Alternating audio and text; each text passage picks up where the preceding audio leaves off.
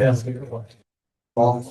Okay, we'll get started. Welcome, everyone. I'd like to call to order this Thursday, July 9th, 6th meeting of the Madison Planning and Zoning Commission. We have 3 public hearings scheduled for this evening, so I want to take a few minutes to review the process for public hearings in the current hybrid format of meetings. During the public hearing, the applicant will be invited to present the application, explaining to the commission and others present what is being requested. The applicant or staff will share all application materials on the screen as needed, and it looks like we just have this screen working tonight. Comments of town agencies will be read for each application if there are any, and there will be clarifying questions from the commissioners. Then there will be an opportunity for clarifying questions from attendees. For Zoom attendees, please raise your hand through the Zoom platform and wait to be called on and unmuted. As this public hearing must be recorded, attendees will state their names and addresses before asking their question. Next, those who wish to support the application may come forward, and then those who oppose the application may come forward. We often combine those two for the sake of time. Again, if it is necessary for speakers to identify themselves each time they speak by stating their name and address. The applicant will then have an opportunity to address any questions or concerns raised by the public or commissioners. Once the public hearing is closed, the applicant is free to leave or remain for the balance of the meeting, during which the commission will try to reach a decision on each application. Each applicant will be notified in writing as to the decision of this commission and has a right to appeal to Superior Court if desired. Decisions of this meeting are available the day after the meeting by calling the Land Use Department at 203-245-5631 after 9 a.m. All actions taken tonight by the commission will be by roll call. All commissioners and staff will identify themselves for the record before speaking.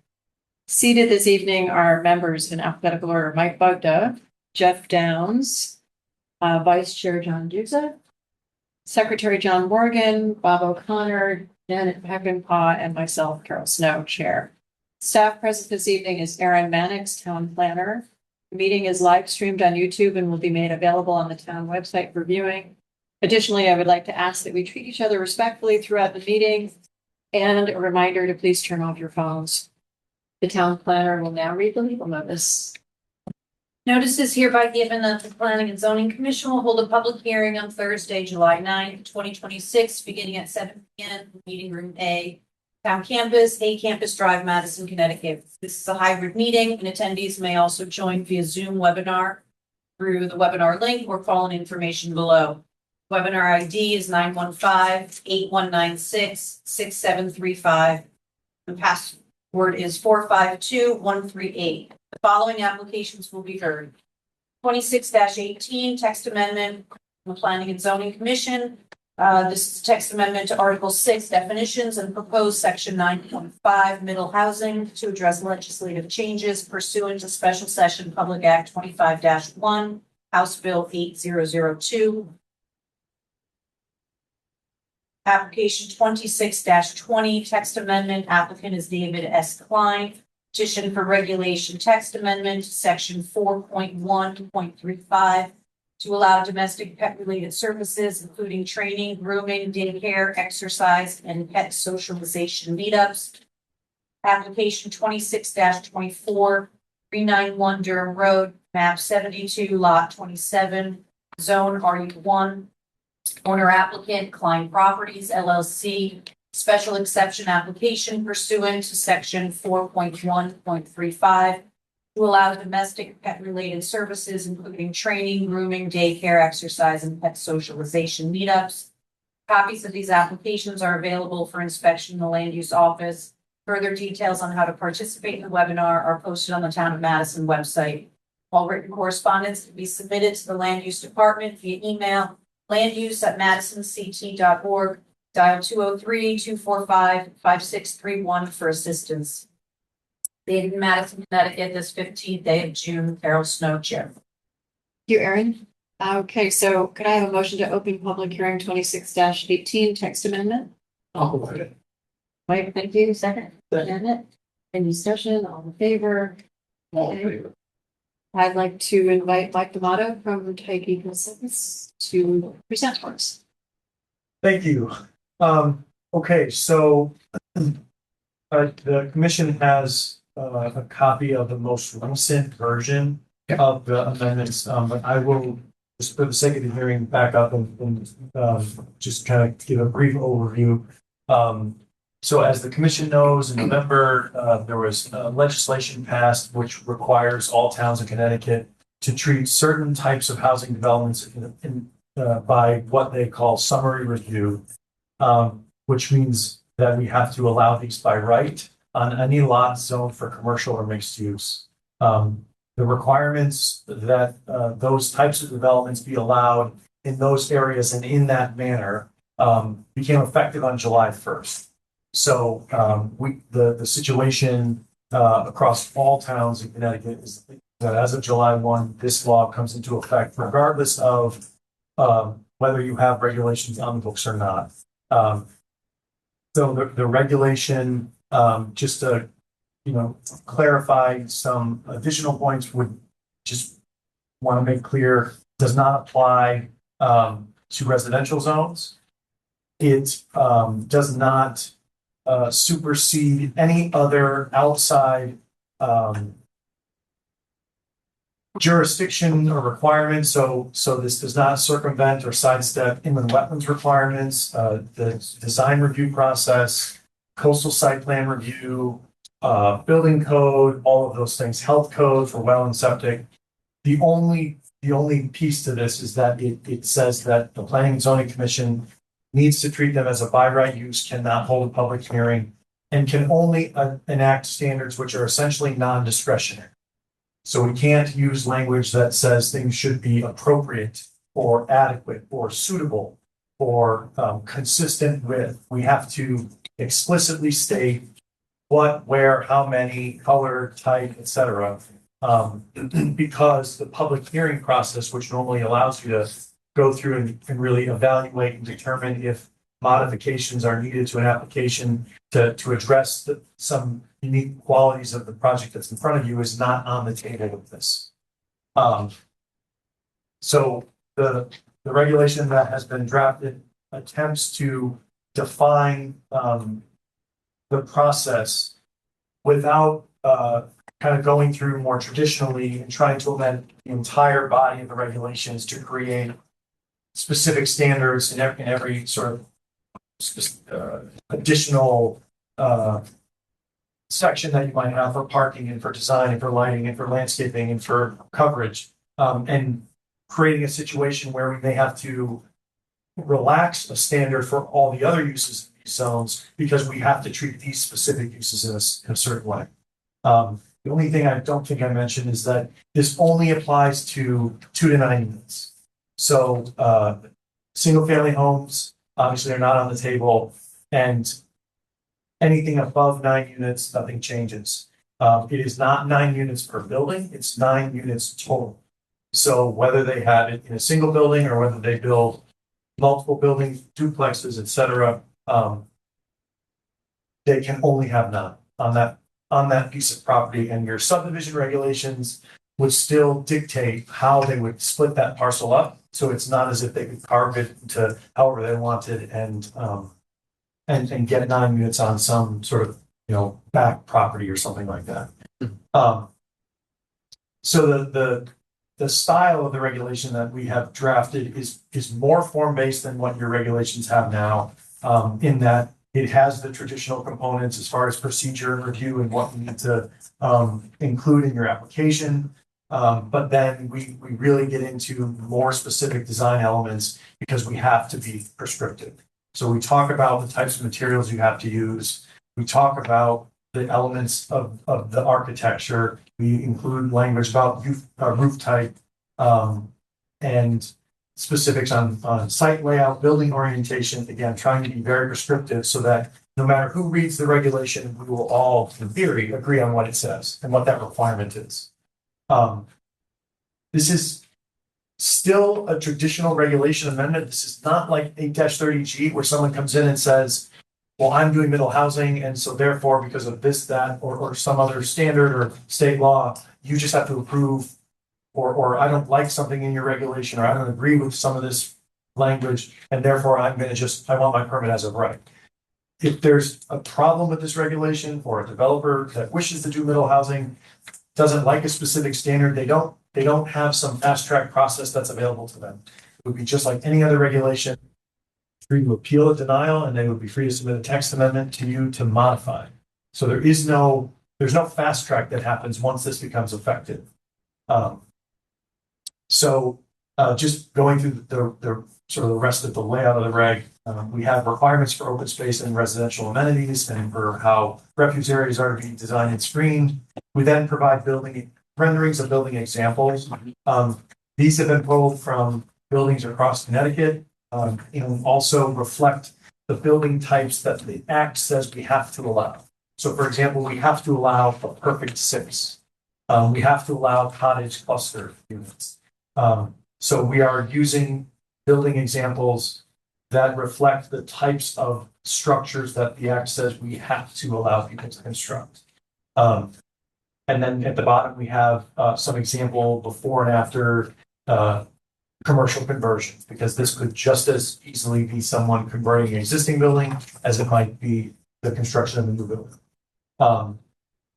We then get into the dimensional requirements, which have largely been mirrored to the standards that are currently in place today. So we're not allowing for any greater intensity of development than the zone currently would allow a restaurant or hair salon or whatever office to development.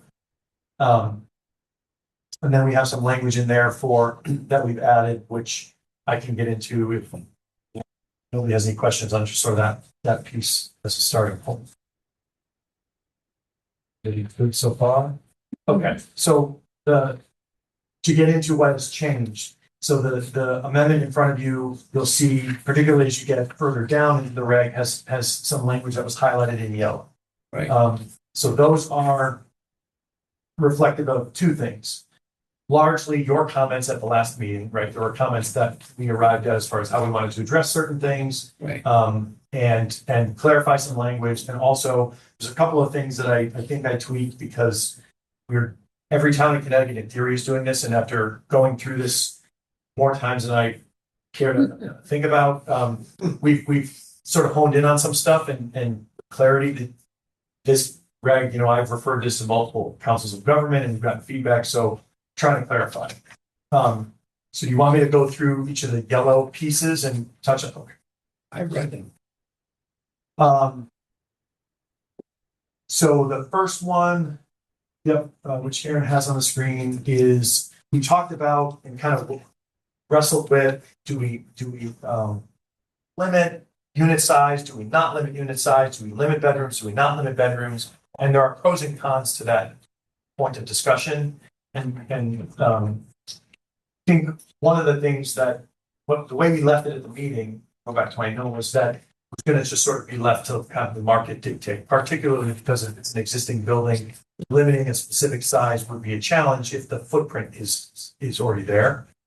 But that does create a little bit of a gap, at least in my mind, particularly with cottage clusters, because those are effectively single-family homes, right? They're small, but they are one unit in a detached freestanding building. And I thought, well, we don't want a cottage cluster to be 2,500 square foot homes. So the Act doesn't have any guidance or tell you how that is, just as we have to allow what they are. So I added this language to clarify that there would be a 1,600 square foot cap on the cottage cluster unit style. But why don't we want 2,500 square foot cottage clusters? I don't know if that meets the spirit of what a cottage cluster unit is, because they would still have to be on a single lot.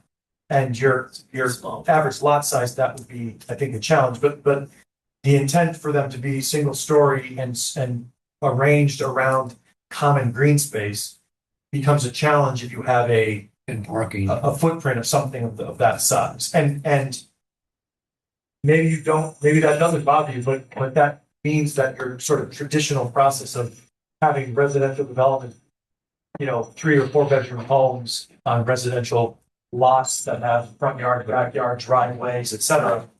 Well, now you're going to have, 9 houses of any size on a single parcel.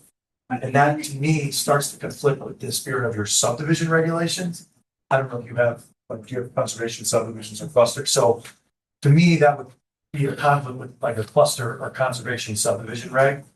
And we want to think more about not undoing the intent of those regulations by allowing someone to come in and basically build a cottage cluster development with a 3,000 square foot house size. Mike, do you want to just take a second to define middle housing for everybody?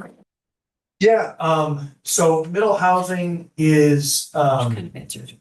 defined in the act sort of in a little bit of a peculiar way because they point to a bunch of other places. But it is sort of two parts. Again, keeping within the 2 to 9 units. So the first piece is a development which is defined as transit community middle housing. And that's the first definition that's up there. A residential building containing not less than 2 dwelling units, but not more than 9 such units, including but not limited to townhouses, duplexes, triplexes, perfect sixes, or cottage clusters. So transit community middle housing is a term already codified in statute in Connecticut. So the legislature got a little lazy and they pointed to that. Transit community middle housing for the purposes of this has absolutely nothing to do with transit. Doesn't have to be on transit, doesn't have to incorporate transit. It is a completely useless term for the purposes of this. The second piece is mixed use developments. And that isn't explicitly or defined quite as clearly, but not as confusing, I guess. So you'll see on the top of the page 9, a development containing 2 or more residential units and 1 or more commercial, public, institutional, retail, office, or industrial uses as defined. And it gives the statutory reference, which also already existed. Mixed use can be, and this is written in such a way to consistent with the fact that it needs to be allowed as mixed uses in a single building or mixed uses in separate buildings on the same property. So this clarifies that. Are we okay with the first yellow? So the commission is free to strike. Sorry, did I interrupt? Any interruption one? Yeah, I guess I still don't see, I don't see the inherent logic in limiting it to 2,500 or 16 square feet. 1,600. Oh, okay, our limit just, okay. We're limited to 1,600 square feet. Right. So why 1,600? So in my mind, when you look at the average footprint of a house that is contained on a single level, because cottage units, typically when you see them, they are on a single level, but they don't have to be. When you're trying to get entirety, in a single box, they tend to be somewhere in that area. But also you can make changes which are more restrictive. So I started at the high point because you would certainly come down from there, but or strike it entirely.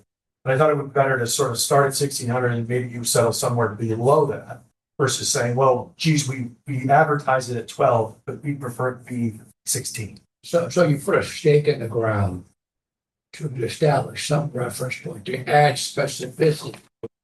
Right. That's your intention.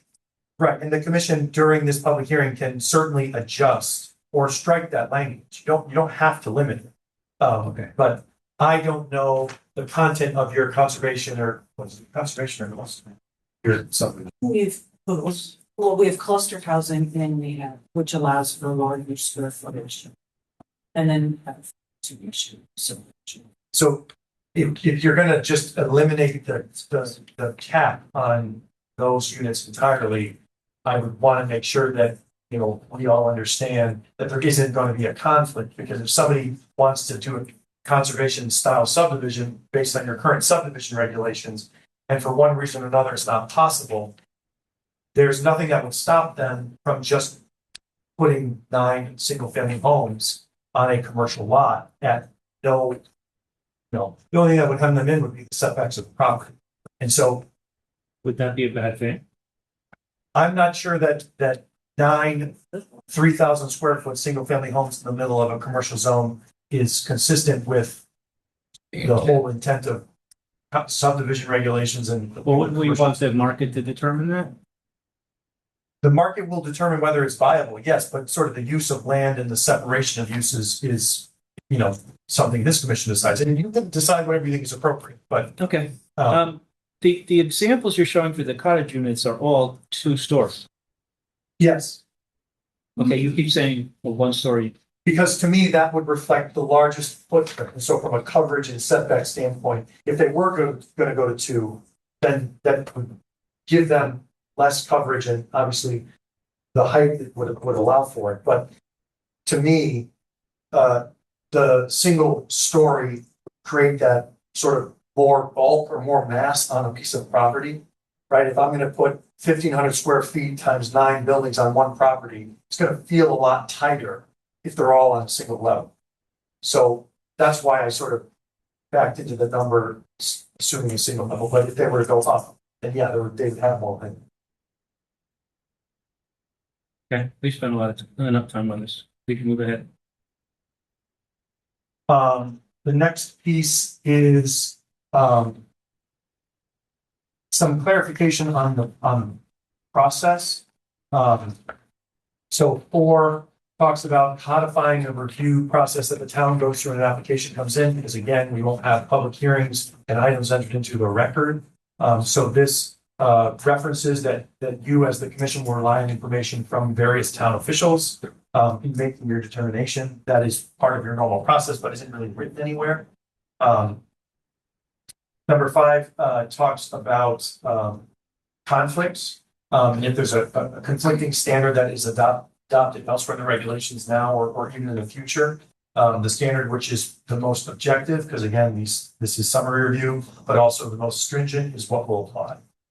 So we don't have to worry about some language elsewhere that unwinds something that's in here and having an applicant come in and say, well, this line says this, and I'd like to refer to that one instead of this. 6 clarifies that within the downtown village district, you still have to go through all the separate standards that pertain to that process, and that you're not absolved of that. And 7 clarifies that if you have a commercial use, you don't get to just install a specially permitted special exception use in your middle housing development and skip the special permit public hearing process for the commercial use. So those were things that came up at the last meeting. In D, we adjusted the sod material percentage down from where it was at 80 to 60. In 5, under unit configuration, we added language to clarify that the units should have an area for the storage of personal items. So those are within the unit rather than like a common area as you can sometimes see. We removed parking from being allowed in the side yard. I think that was a recommendation from Anna. Okay. The rest of these were. Yeah, so we removed a couple of references to evergreen trees and specific height language, again at recommendation, and then the final landscape buffer standard continues double row of shrubs, etc. Based on that feedback. Moving to the next piece under lighting, we added the reference to the temperature not to exceed 3,000 per day. That was a comment from this commission. We then added language in 5 pertaining to sidewalks, unless they are sidewalks in accordance with the master plan that the town adopted and may amend, unless otherwise prohibited by DOT for state roads. Obviously, that would fall to them. Do we need to say something there about connecting to existing sidewalks? If present? So this will require that they put them on their property. You can't require off-site improvements, so they wouldn't be able to go beyond the property line. Oh, so they go straight. But they would, so you'd have to just build those connections as they went. Okay. We're assuming that they would connect, if there's a sidewalk, they're going to connect to the sidewalk ending at the property. If there Really is what I'm one. trying- Right, so they would connect to. From property the line to property property line? Yes, it would be for the entirety of their frontage to connect to where that sidewalk terminates at the Do we property. need to say that specifically? I I don't, thought it said along the frontage. yeah, so it says sidewalks along parcel frontage shall be provided. So to me, I think that covers it because, parcel frontage would be along the street. So we're not talking about a specific building or anything, we're talking about just the property. So I think that is sufficient, but if there's some other language or something, another term you want to add in there, we certainly can. But getting into the table 9, I think that we agreed that we didn't need to set separate standards for accessory building maximum sizes. And building separation, because that would largely be driven by building and fire codes. And then we removed, as discussed, the prior language, which has the maximum unit size of 2250. We're running with the 3-bedroom, max of 3 bedrooms. Good so far? Yeah. Okay. So when we started this, we weren't sure if there was going to would need to be different standards for residential to commercial conversions, cottage units versus triplex or whatever. So we had multiple tables so that the commission could kind of think through how do we want this to look. Where we landed is that we would have consistency across the zones with commercial developments, which means we don't need all these tables. So all this yellow is just saying we're striking these tables and there will be a single table for the dimensional requirements based upon the commercial zone that they're in. Change that. Yeah, and we updated the heading to just be standards for middle housing because it's not going to be for a specific building type. H is new. That's one that sort of landed on through conversations with a couple of different communities. So one of the things that's a little bit awkward when you think about this is those commercial conversions. And how does this work when we have really specific design standards for really old and what would effectively be non-compliant existing buildings? And how does that work? And where do we draw that line? And so we have number 2 there, which was existing before, which is the alternative compliance. Right. But ahead of that, some language that we included in other regs and I put here for the commission to consider is sort of an explicit statement of where the commission does draw that line. So this basically explains that we recognize there will be nonconformities that exist for commercial buildings that already have been constructed. However, the things on this list, the following items, we're not going to recognize any nonconforming qualities of that building or development when you ask to intensify your use to something like a middle housing development. So those items are currently lighting, the open space and residential amenities, the buffering, and operable windows. So, we can adjust that list. You can decide it's not needed and strike it, but I thought it helps clarify how the approach would be on a existing commercial building. So I thought it was worth including.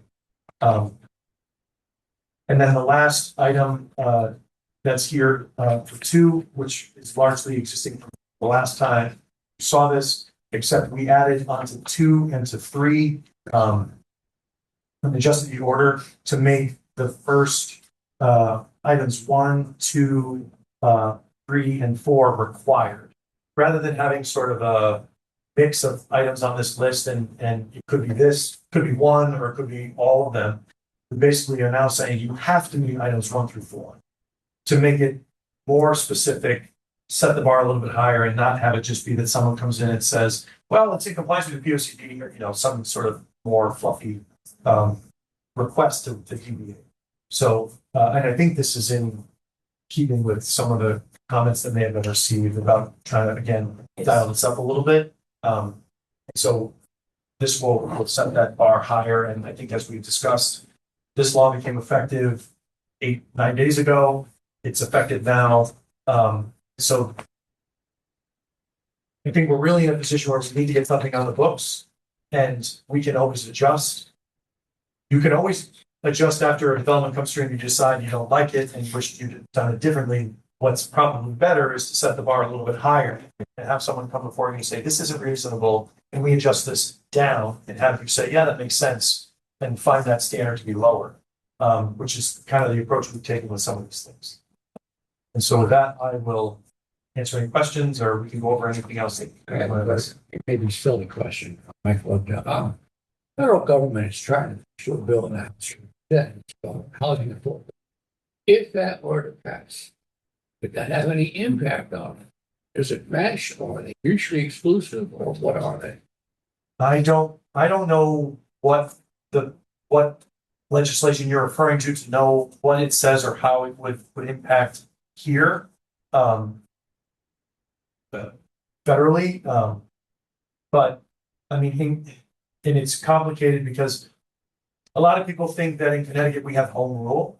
We don't really have home rule. That's right. What we have is a rule where the state said, yeah, we're going to let the towns take care of it. And they drew a box and they said, you can choose what you want to do within this box. Right. There are towns in Connecticut that have said, they don't need that zoning box. We're going to just not. So it is challenging because our authority is through the state. So I don't know how federal legislation would pass through, and I'm not aware of it. So I don't have a good answer for you on that. Should probably look at it at some point. They're trying to do things with making the regulation a little looser about cluster homes, where you can put them and things of that nature. More affordable housing built. Mm-hmm. It's being held up for various reasons. But if it does pass, could have. Yeah, and there were a lot of different pieces of legislation introduced at the state level during the last session that didn't pass, that were a little bit, more out of the box, shall we say, with certain components of housing to try to encourage it. There's sort of statewide, there's been a consistent sort of drum beat related to just overall housing shortage. And so, I think as I've explained before, a lot of people think the housing shortage is largely because of zoning regulations. And I think that they placed unfair blame on zoning regulations across Connecticut. There's a lot of towns that have stuff that could be improved. But we staff dozens of towns across Connecticut, many of which already have these regulations on the books. And I don't know of one town that has had a middle housing development. No one's clamoring to get in on this. Yeah, right. But we do know that they fully intend to reintroduce versions of that legislation at the next session. So, they want to continue to, I think, use the summary review process and what has to be allowed where as a vehicle.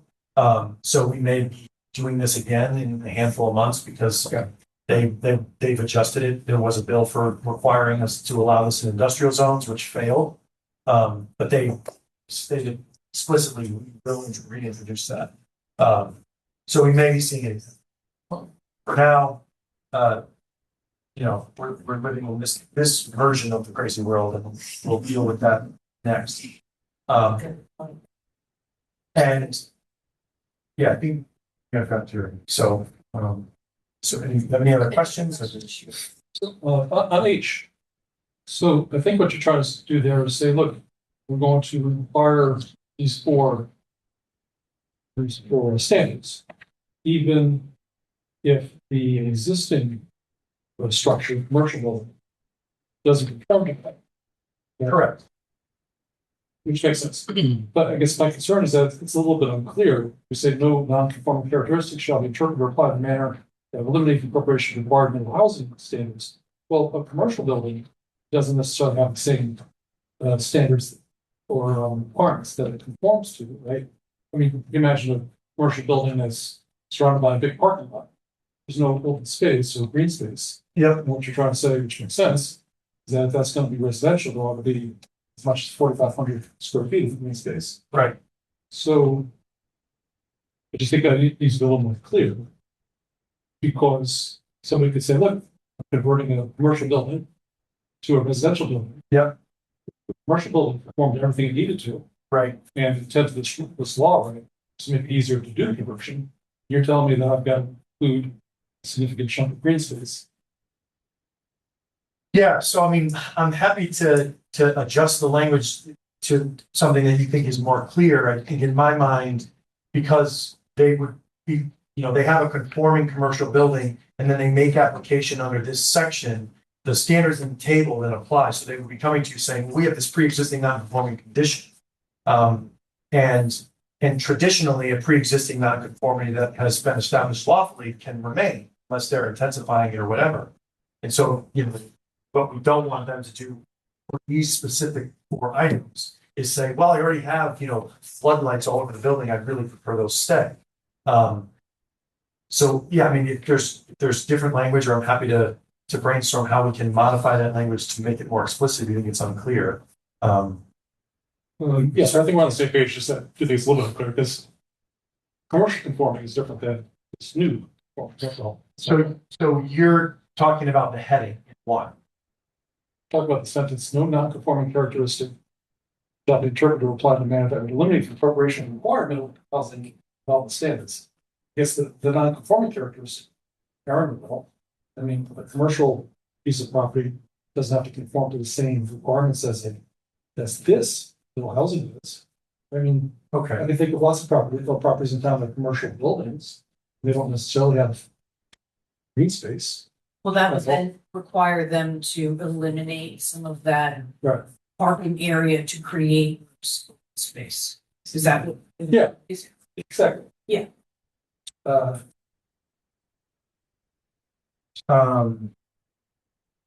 Maybe just a simple sentence that says middle housing development standards must include standards related to these 4 things. Yeah. That would be clearer.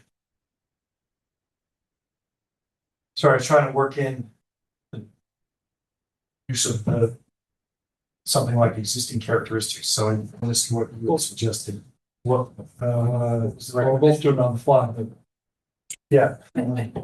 What was the right? Just to simplify that these are not, that these must apply. exactly.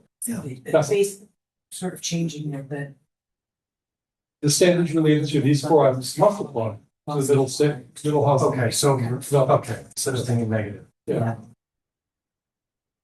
Yeah, that was wrong.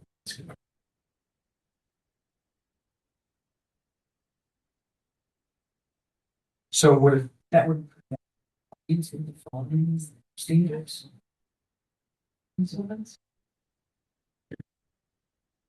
eliminate compliance with? And the following. Eliminate.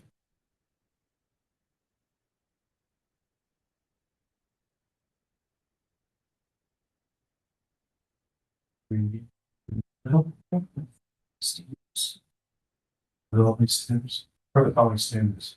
So what if it said, however, no non-conforming characteristic shall be interpreted or applied in a manner that would eliminate compliance with the following development standards? That's confusing. Why don't you just, What was the you thing? don't like the word must, right? Put it positive. Yeah, I don't know how to get there from the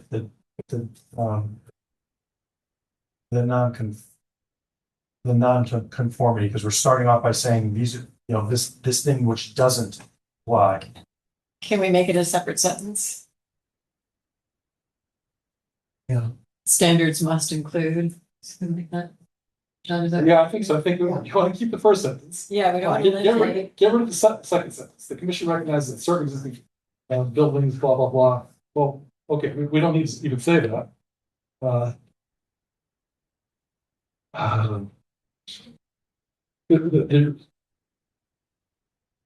The following middle housing development standards related to lighting, open space, resident amenities, landscape buffering, and operable windows must be included in the conversion.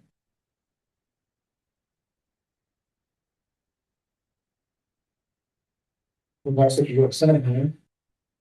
You can use it and follow the standards. Yes, that's what we're trying to say. That's it. Right. The reason why it has the additional language in there is because with a non-conformity, they're coming in with some existing condition. And if the building was built 100 years ago, we don't necessarily know what that specific standard is. And so they would be coming in and under normal circumstances, making the case that whatever exists is pre-existing in compliance. We don't necessarily know what it is. So I included shall not be interpreted or applied, because we don't necessarily know what those applications are going to look like, and they will be different each time. the regulations are prescriptive in and of themselves in that they always apply, the standards always apply. So I'm trying to capture what the ultimate request is going to look like when it comes from the applicant. How about this? No non-conforming characteristics shall allow the incorporation of required middle housing development standards. Don't conform with. Or new requirements related to lighting, open space, landscape, and operable windows. No, plumbing. No, not, well, just no. No housing shall be allowed. Read it again, Jim. No existing non-conforming characteristic shall allow the incorporation of middle housing development standards that don't meet the rules related to lighting, space, landscape buffering, operable windows, something like that. Would it make sense to say no non-conforming characteristics shall be interpreted or applied in a manner that would override the incorporation of required? In a manner that would prevent, Yeah, prevent, there you go. shall be. Because you're not, the way it says eliminate, In a manner that would Prevent. There you go, prevent is the Yeah, one. prevent is good. incorporation of the following standards. Yes, Let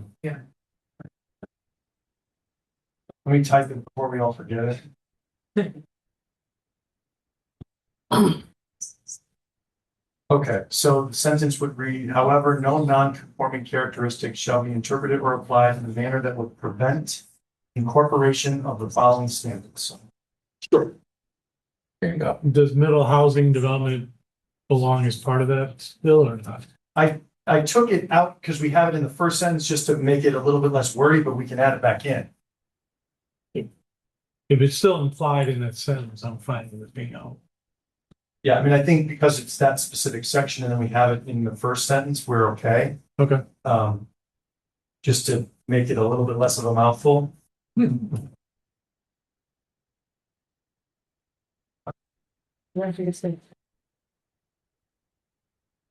Thanks, John.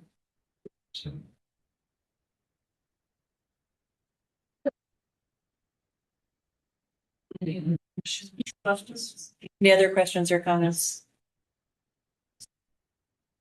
And none others from the commissioners, we can open it up to the public, anyone in the audience, attendance, have any questions or comments? Yeah, you could go right up to the podium and identify yourself.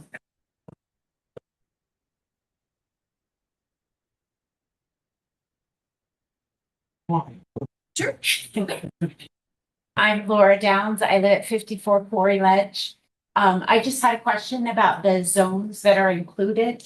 And that chart that shows, and then it refers to the map as well. And I think, sir, you mentioned the downtown village district as opposed to those. Which is not mentioned in that chart. So I just wanted to clarify.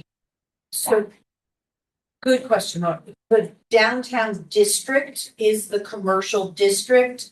The downtown village district is an overlay of additional standards that are still applicable within the downtown district. So the commercial zones that are included in this amendment are the C commercial zone, the T transition, downtown districts, which are the downtown district, the downtown water restriction, and the downtown commercial shopping center, the Stop and Shop area. And then also the rural shopping district, which is up in the former Roberts Plaza, that commercial. Okay, it's just when you look at that map, the downtown village district with the cross hatches that go over there, there's a piece of that is on our property that shouldn't be. So The village district does expand beyond the downtown district.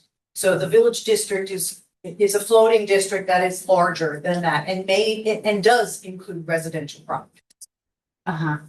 But that is not a zone district that middle housing applies to. Okay, thank you. Right, that was that. That was good, right? I think we got that. Nice and clear. Yeah. There's a lot of that town spread out the wording. Regulation. Any other questions? And I don't see any hands up here. Anyone online, could raise their hands? None here. I don't see anyone. I don't see anybody. Madam Chair.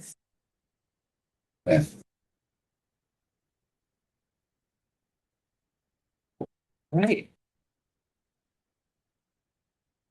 In that case, we may have a motion. Oh, sorry. Go ahead. Yeah, I just have one question on, page 10 on the bottom, number 5, there's a statement, each unit shall contain independent living facilities, including provisions for living, sleeping, eating, cooking, sanitation, and storage of personal items, AKA closets. Okay, what are provisions for living? I think that, And wondering what that means. the idea is that it should have all of the things that you need to like reasonably live as a single person or as a family. So when you look at a floor plan, rather than just, having something where it's just consists of maybe everything in a single space, or you can look at maybe the sizing, trying to make it clear that these are going to be homes. They should have enough space for people to have all the things that they would expect to have in a development review. So that, that is a sort of an overly inclusive term. So it includes something beyond sleeping, eating, cooking, sanitation, and storage of personal items. Yeah, I mean, to me, that would be more, there's typically more space. You don't walk through your kitchen to your bathroom and to your bedroom, right? There's usually some additional space somewhere. So we're trying to create as livable of a unit as we can. It doesn't prevent a studio No. or something of that nature. And I'm also thinking that if you're converting a commercial space to living space, it's important to say this. And in places that have different housing markets, maybe they're close by to a college, don't really have a lot of common space in your unit.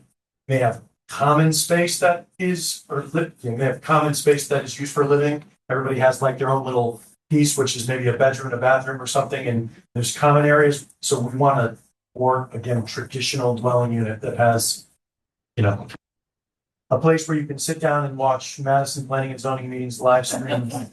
It's important use. What was the actual idea about the storage of personal items? It wasn't closets, right? It was. What? That was a recommendation from the commission at one of our earlier, when we first went through this draft of being able to have some interior storage for. I don't think it is just closets. It's things like bike storage. Yeah, So that's what I thought. Yeah. yes, and we've had issues come up in other places with developments that are conversions and things where they don't provide space for storage, and outside areas become the place where Yeah. people store bikes and Christmas ornament, whatever. Yeah. And then, yes, you have like a second floor unit with a deck or a patio, whatever, and there's storage there. That becomes a fire marshal concern. So there should be some space, in the unit for secure storage. For each unit? Each unit, right? It seems a little too restrictive. So we're I not mean, I saying. can do a studio with a bike room. It could be within the building A common bike. or a designated, Well, this says, Storage it space. says each unit shall contain. Shall contain space for storage, not bike storage. So you could have. No, I'm saying, any sort of storage. Yeah.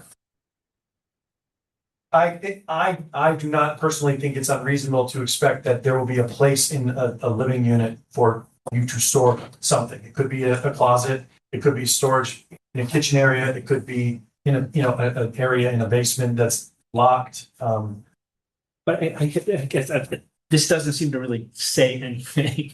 You can storage personal items. I want to keep my toaster in a cabinet. Is that Is that meet this, meet this requirement? Well, that would be up to the commission to decide if storage in a kitchen cabinet met the criteria. Again, what we're trying to do is to, you know, the majority of people that are going to read this convey what the expectation is without being so prescriptive that we say everybody has to have at least 150 square feet of storage, because then those studio type units, that becomes very prohibitive. Right.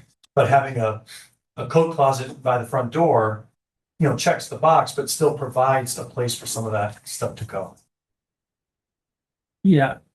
I mean, I think it becomes too restrictive. I would say living, sleeping, eating, cooking, and sanitation that's what you would expect in a living space. A studio apartment. Sure. Yeah, I Do mean, you could certainly strike it. It is something that has come up and did come up previously, so we included it for the commission to consider, but I don't know. I don't remember who suggested it. I don't remember who suggested it. I don't think it's harmful. But I don't mind it Yeah, being. I don't think it's harmful. Saunas. All right, fine. We'll leave it. Thanks. I want to add that we did also receive some additional comments from outside from the Conservation Commission. I got them at 6:06 tonight. So they'll be on file, and they actually overlap a bit with what ACA recommended. So I think that the fact that you've incorporated ACA's comments is good. we tried to look at them very quickly, and there are several points in there that I think we do hit in the revised version. I think so. Maybe not explicitly or exactly, but particularly the alternative compliance, I think we hit. Yeah, they're The light, shielding of light, recommending that lighting be shielded and no more than 2,600 K as opposed to 3,000, which the commission that typically has been your standard number at this point. Landscape comments were again recommending that all noting that buffer plantings require native species, but that the regulation doesn't specify foundation and street trees to be native non-invasives. And so that was, that was their recommendation. Aaron, did I read the ACA recommendations incorrectly? Didn't they also think we should eliminate the section F, the building design examples? They did. And I So- know we kind of talked about that. Yeah, except we're not thrilled with all of them either. I was not thrilled, I think, with some of the examples and in conversations and discussions with them about the examples of, you know, they may not want to see that particular style cottage unit or those little pointy eyebrows over the windows of the commercial conversion to residential. It's not particularly, you know, what they're looking for. And, you know, we had talked about, we could, you know, Mike emphasized that these are actual projects. These are actual examples of things that have been permitted and built with it. So they're all buildable, viable In Connecticut. structures. We could, you know, we could swap out photos of existing developments. We don't have perfect sixes in town to use a local example of. You know, we probably have a cottage photo that we could swap out, those types of things. We don't have a whole lot of or any full commercial to residential conversion examples from Madison, so we're a little limited in pulling some local examples versus some others that exist statewide. And it's not to say this is specifically what we want, but this is just for what that style of building typically. It's not restrictive in any way. It's just exemplary. That's correct, and and they struggled with that a little bit because they didn't care for them necessarily. so I get that. Can't account for taste. So 2 points I would make are, one of the things we experience on sort of the opposite side the end of that was that to people that are just hearing about this, you know, a member of the public or a layperson that hasn't been following along with, you know, everything that goes on in land use and legislation, the idea that middle housing and something being as of right, et cetera, can feel a little bit concerning. So by having examples to show that these are not large 6-story, 60-unit, right? And just to give examples of the context of the building, you know, a picture is worth 1,000 words. So, you know, some of this is showing people what can be built so that they don't use their imagination, not try to follow 15 pages of jargon. But I you know, personally, I don't think that there is, I'm concerned with that you guys including in any motion, like an acknowledgement that, you know, I can work with Aaron post adoption to swap out with local examples, right?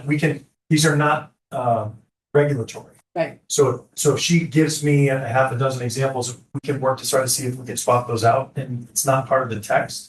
So I think you could include that in a decision if you want to. Yeah, that sounds, Sounds good. I like that. Yeah, and I think Apple will be I will helping probably that like too. that. Okay, choose the right ones. Yeah, I said know which I one it is. I knew what we want to get rid of. Yeah. The eyebrows. The eyebrows. Yeah. Yeah, so Aaron, if a developer comes to us and it has that middle commercial building, and they just want to leave it exactly as it is, what's our recourse? So, a couple of things. We do have the standards, the bay window options, and that's what that bottom, and the roof line options, so the flat roofs are discouraged. And so these were Discouraged or ways to prohibited? add some interest in the building style, the facade that, kind of brings out more of a residential look for those units. It may not be any of these examples. It may be a different roof line altogether. It may be one of the items that a developer would want to come and say it's cost prohibitive to add a peaked roof on this particular building. However, I can comply with 1 through 4 of the alternative compliance and seeking a special exception to eliminate that. All right, so we have leeway. So Yeah, there is flexibility. Great, thank you. Any other questions or comments? I'm good. Could I have a motion then that we close the public? Stop. Oh, sorry. I'm sorry. I apologize. I got something late. And I might be completely off base, here, but what commercial property at 397 Durham are we talking about? Is We're that- not there yet. Oh, you're not there We're yet? still on a text amendment that are, that's part of middle housing. So we're on the first agenda item. Oh. Okay, all right. Right. Would I have a motion that we close the public hearing and move to deliberations? So moved. Second, and any further discussion about that? All in favor? We've deliberated quite a bit and had a lot of good input, I think. We're feeling comfortable to approve? I am. Thanks. I mean, I'd love to see the unit size a little bit bigger. But everyone else thinks is 1,600 square feet is reasonable. I will defer. Okay, thanks. Jeff? Okay. John, you say you're happy with your text? All sounds good to me. Yes. Everything else? Okay. In that case, could I have a motion? We have staff draft to read, motion to approve, and we have a draft resolution. The following draft resolution is offered. Voted that the Madison Planning and Zoning Commission approve application number 26-18, tax amendment, applicant, Madison Planning and Zoning Commission. Text amendment to Article C, definitions and proposed section 9.5, middle housing, to address legislative changes pursuant to special session Public Act 25-1, HB 8002, as amended during the public hearing process. This approval is made based upon the finding that this amendment aligns local regulations with state law and the town's plan of conservation and development, particularly policy G, diversify Madison's housing supply to meet the needs of households with a range of incomes, family size, and ages. The effective date of this approval is July 13th, 2026. Thank you, Jen. Second. So, Any further discussion? All in favor? Was there interest to add that language about Adjusting. Swapping out the photos. Oh, do we need to? I Do we thought, need to add that? You can add that in to your resolution. okay, so we'd like Need to. to unvote?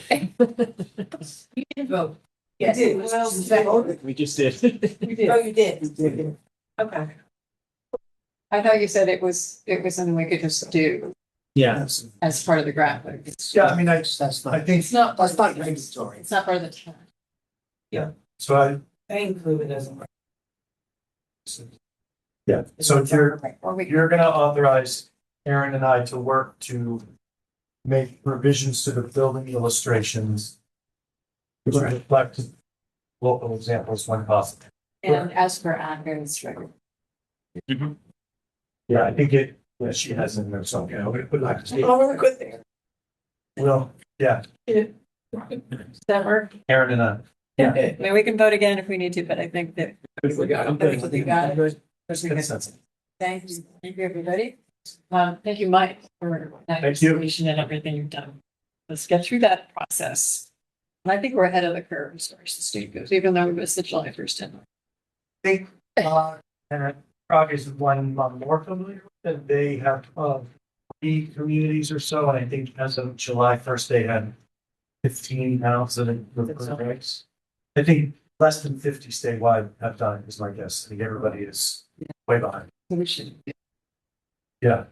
All right, moving on to our next agenda item, 26-20 text amendment, applicant David S. Klein, addition to regulation text amendment to section 4.1.35 to allow domestic pet-related services, including training, grooming, daycare, exercise, and pet socialization meetups. Could I have a motion to open public hearing? Should be 6-20, or is it? I think it's to open. Could I have a motion to open the hearing? sure. Second, Tom Morgan. Session, all in favor. Okay. Yeah. Applicant is invited to come forward. Okay, I'm David Klein, 391 Durham Road, Madison. So, yeah, the Ralph Riello came to me with this idea of having some activities involving pets on my property at 391 Durham Road. I'm recommending you guys for an amendment to get permission for that. So that's why we're here. So just to be clear about what we're not asking for, so that we're very clear, we're not looking for overnight boarding of animals. We're not looking for doing any kind of veterinary services. We're not looking to buy or sell animals or, board animals long term. All activities will be supervised activities. There won't be any open runs where animals will be let out just to run around on their own without any structured activity with, supervising staff. So the text amendment, is first stage to kind of just get the regulation changed in order to allow this group of activities on the property. And Aaron, if you put up the site plan. I think to start, please.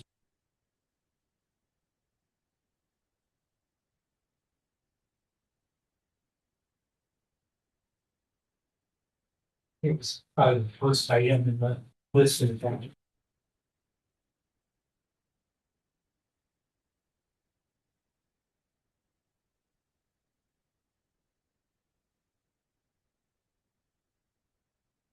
I can continue with some other points that I made in my letter to the commission is, everything would be licensed according to, the regulations of the state of Connecticut, whatever statutes are on the books there. So any, trainers, groomers, daycare providers would have to get, professional licensing through the state of Connecticut, licensing for their whatever kind of facilities, installations they may have, according to those regulations. any fit out, at the time. Fit out would have to be, according to those regulations. And also go through the local health department, which I've put in there. So, just to be clear that, to the extent that this is regulated, we're aware of that and we're, I'm fully prepared to make sure that everybody on my property complies with those regulations at all times. And also that all animals on the property are licensed, in the town they are, wherever they come from. Let's see. Okay, yeah. So this is a recent site plan that was created for the solar farm. So this here is the solar farm and the property. This perimeter fence goes around it. And so, as far as outdoor areas, I'm just looking for some areas here on the south. This is the south side of the property. Route 79 is over here. So we'd have a couple little pens here or some dog activities, and Ralph will describe the activities later because he's the person who's going to be conducting that. And then I've got a couple larger areas over here. A couple concerns were kind of separation from the neighbors. There happens to be quite a lot of distance between the neighbors here. The closest neighbors for these three properties are, must be 100, 150 yards away. There's quite a bit of woods all around my property. The only property that might be somewhat affected directly is there's a new house on the corner here that isn't occupied. It's been under construction. Across very, very slowly being built. So there is a fence shielding a good portion of their property from the edge of the street or the setback on the street along here, but it's about 8 feet high total. So that gives them quite a bit of a buffer. The only thing they might see is a little bit coming in through here, through the woods, but it is wooded. Most of these outdoor activities too will happen, during the spring, summer, fall months when there is foliage on the trees. So we have quite a bit of separation, but when there's foliage on the trees, it's even harder, to see what's going on, to observe it. And there's also a buffer of dense white pines. These are all white pines at the west side of the property. How close are the sections you're calling 3 and 4? How close are they to the property line? Yeah, this one actually is going to be pretty far. It'll have to be pretty far from the property line because there's like a swale there and Can you there's tell us several feet yards. how many from the property line is? Yeah, it's probably a good 40 to 50 feet from the property line there, maybe more. And this one might come a bit closer. That's probably, more like 20. I could pull it in a little bit. It would be nice to know the actual. Yeah, that's what I'm thinking. Yeah, well, as I said, there's quite a bit of buffer, between the neighbors there. So, And what kind of fencing would you provide? Ralph can speak to that later. Ralph, did you want to talk about that a little bit? Sure. We're looking at welded wire fencing, red top, which is equine and farm horse rated. We are also working with a fence company contractor to put in black chain. 5 feet.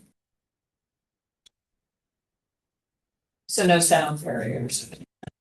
No sound barriers. No, but there aren't any noise issues. We don't have groups of dogs. It's not a daycare or a kennel where there's dogs barking. This is like a gym membership for dogs. Dogs come in one at a time. The text amendment calls for daycare and training, exercise room and socialization. Yeah, well, that, would be subject to sort of a fit out for daycare and For grooming, you need indoor areas. And I haven't designated indoor areas because when a client comes along who's interested in perhaps renting space, then we determine which spaces would be used, what the actual fit out spaces would be, what the requirements might be. And that would be up to them as the tenant to, provide their design for the fit out, come to the health department and get approvals for it, meet state regulations, of course, which do have some provisions for like decibel levels or sound barriers within buildings, or perhaps designating new areas outdoors that would have separation for that. But I don't anticipate having large areas with that for that kind of thing. This is more for Ralph's activities, she'll describe later. For the, most grooming occurs indoors. That's not an outdoor activity. And where would that occur? Well, there's an existing building, it didn't show up here. This is sort of like the back of the existing building on the property. So it could happen within that building. But I also have approval, I could add space to the property sometime if I wanted to. I have the ability to build, I think, up to 10,000 square feet or something. From The the existing previous- building is about 4,800 square feet. So, there's, we could find another spot for that. Maybe probably not along the road then, maybe either in the existing building or somewhere at the back somewhere in this area. So those are all things that will be addressed at that time, and then we coming back for another, set of approvals from yourselves, in order to address those issues at the time when we actually get, if a tenant ever comes along who's interested in doing that kind of thing. I do have in my special exception, there is approval for a swimming pool, and that's been there for 35 years, but we haven't done a swimming pool, and I don't anticipate doing one, but you never know. So if that happens, though, we have to come back and So you come review before the- us about the solar farm. Pardon? You come before us about the solar farm. And we have a pending application about a 4-unit multifamily, which is not shown on. Right, that is up here. This is let's see here. I think this is the property line. So that's up here. That's in this area up here. So that's a separately deeded And parcel. there's also a shed barn structure. Yeah, that's back here, barns. That's not shown. Yeah, somehow this print didn't grab it. I mean, this is one end of it right there. And then the rest of it extends this way a little bit. And I have to ask, you're not thinking of letting dogs run in and among the solar? No, absolutely not. I want to make sure. Yeah, okay. So that's I mean, is that- good fencing is important because It's about a 5-acre parcel, isn't it? Oh, the solar panels themselves take over just over 8 acres. 8 acres. Yeah. And that'll be all fenced off. For the It dogs is. to enter. Park, well, the dog, any activities that we have, outdoor activities will be fully supervised. And these fences, we'll be very careful to be sure that There is a fence around it. that there's a fence. They're fully fenced, they're gated, but there's, no way for hopefully the animal to escape. I mean, it's, so if it does, whatever, but I personally don't have any access to that. So there's a locked gate and they take care of it now, at least the money. That's owned by Eversource, right?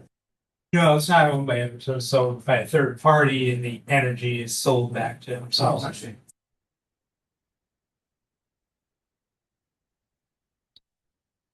Any other questions? Well, it says up to 30 dogs but then it says 1 parking space per customer. Is there enough parking for that activity? Well, yeah, I guess about 38 to 40 spaces, if I maximize my parking lot. It's not going to be in my opinion, any worse than when I had the golf range there. I think when I had the golf range, that parking lot was packed in the evenings, you know, or during the summertime. And now the old T line from the golf range runs kind of diagonally across here. And so actually now I even have more space because there's a driveway that goes around behind the building, and like I can move. You know, I don't anticipate having a lot of customers parking back there, but certainly employees of, you know, Amato's employees, myself, Ralph's and his employees, you know, park behind the building and, you know, relieve some of the pressure down in the front, visitor times. And I don't anticipate that when I say 30 dogs, I mean, that would be a fairly rare kind of thing. I mean, Ralph thinks that maybe sometimes he might have some kinds of events with multiple animals there. But that's not going to be an everyday thing. That might happen Aaron, once a month, once every several months. So this pet socialization meetup is just not gonna happen every day, or, I mean, Well, I that could, know what that means, you know, in other places, and all 30 dogs could be, you know, going on a run together. barking at the same time. Can I speak about the business stuff? Because he's the landowner, I own the business. For some reason, nobody has bothered to ask me. Everything has been directed to David. I understand he owns the property. You didn't define yourself as being the business owner until just now. So, you said you want. My name is not listed in a lot of the paperwork because nobody ever bothered to talk to me about this. I was just told from the landowner to stop what you're doing. The town said you can't do this. I read the text exception. I gotta admit that I'm very confused because when I read the text exception, it says a retail service occupation. I have an office, I have a little garage, and outside in the grass, dogs run around in a circle in a fenced area. And that's what we do. We do it on site at the First Congregational Church every Friday across from the Madison Farmers Market. Last year, we were at Clark Field in Old Saybrook every Sunday, last Sunday of every month. We've submitted multiple letters from businesses that we've worked with about our professionalism, cleanliness, lack of noise, lack of issues. So I'm, like I said, I see us as a retail service occupation. People come, they pay, their dogs run around, and they leave. We don't. Before we go further, I think, Aaron, it would be helpful if you could pull up the text amendment that we're considering right now. And there's another agenda item, which is a special exception if we approve this text amendment. So, you know, I don't think we're here to argue about what was written 35 years ago and whether your interpretation is correct or ours. We're now being asked to judge or to decide on an application for this text amendment, which obviously affects you and impacts you. But it's the applicant is Mr. Klein. Yeah, Ralph, we've got like a two-step process here. So we have to take care of the text amendment, which is kind of my business. Okay. And then the next process is sort of like getting approval for your specific activities. And then, you know, I think you can speak better than I can to what your specific activities describe them. So I'd like, you know, that's where we'll let you. Thank you for the clarification. Yeah. Thanks. And so I can screen share the proposed text language, David, that you provided in the application. Additionally, in the application, there is information. David, you provided this red line of the existing site-specific zoning regulations and your proposed additional sections related to the pet services. You provided a letter dated April 27th to the commission about what specifically you're seeking and how that's translated into regulation. And in that was information from Alpha Dog Events, a letter dated 4/22, which was from Ralph Riello. And so that provides some information as to the uses on the property as well. And then lastly, you provided the site plan, which we just showed. So I just, because this is a little bit unusual, and as David said, we have two applications running concurrently before the commission. And that was done in the applicant's interest of saving some time with legal notices and whatnot. But the special exception application is contingent on how the commission handles the text amendment. For example, if the text amendment is not, the public hearing is not closed this evening, it would be necessary to open and continue the special exception public hearing so the commission can handle this matter first. There is no zoning mechanism currently in the regulations to allow for the pet services by special exception. So you're unable to act on that application unless you have an amendment. Yes, so it's a little unusual. Not unusual, it just doesn't happen very often. Does happen, but okay. So did you just want to walk through and I can scroll up for you? Yeah, sure. So you just added, yeah. What's that? Zoom? I can. Let's see how we do.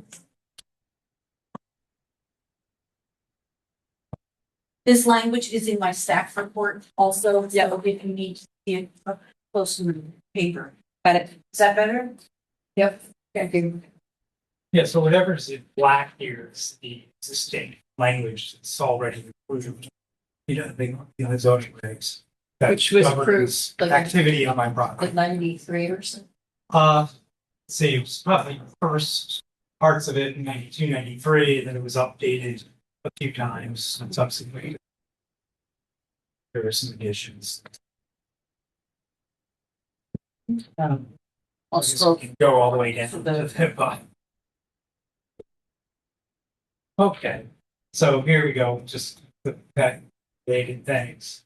So these are the things I'm looking for. So again, there's no kenneling, no overnight stays, no veterinary, no animal sales, which are put on the bottom. So here we go. Prior appointment, no more than 30 dogs on premises, no animal remain in the facility outside of operation or overnight. Hours of operation, 7 to 8. Waste collection would be, we've all seen those little poop collection stations that they have in parks and things of that sort, the bags and a little receptacle to put it all in, and those would be collected on a regular basis. Or staff would be required to pick those things up right away anyway. Things to be ignored. Then noise, we'll do our best to limit noise. If we find that there are animals that are excessively noisy, we'll just ask them not to come again. And I see that as, a direct, effective way of handling it. Again, I said there's plenty of buffer from the neighbors, so if you do get an occasional bark or two,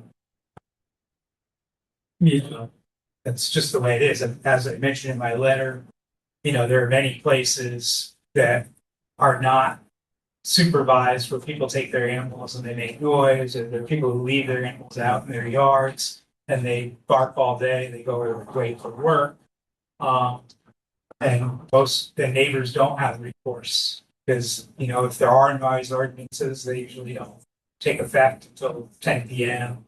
Unless you see some kind of abuse of the animal, you might call an animal welfare officer or something, but that's rare, a tricky kind of thing to negotiate. So it's people. It's hard though to understand what you're saying, or for us to, I guess. Pardon? It's hard to process having 30 dogs on premises and having 1 or 2 boxes. That's what I'm hearing you say. Mm-hmm. And noisy animals will be asked for heating. And that's enforced by you? That's enforced by the business owner? Well, the business owner would be responsible for that. Then that's the enforcement mechanism. The business owner will remove the dogs. Right. If a neighbor calls and says it's too noisy, Mhm. will they remove all 30 dogs? Well, I'll go talk to the neighbor. You know, I believe in from neighbor to neighbor conversation and discuss it and try and, you know, see what the particular issue is that they have. And I've had issues with neighbors before. I go and I talk to them, discuss it, say, hey, what can we do? How can we resolve this, you know, between ourselves? And that's the way, you know, ideally neighbors should conduct business with each other, I think. You know, I agree. and I think I that's agree. a better way to do it than to call a third party to, you know, try and act as your voice. The first thing is to go yourself and talk to someone. Problem I have. And hopeful that it looks like it's designed specific to you. And not to a general business that would be conducting such a thing.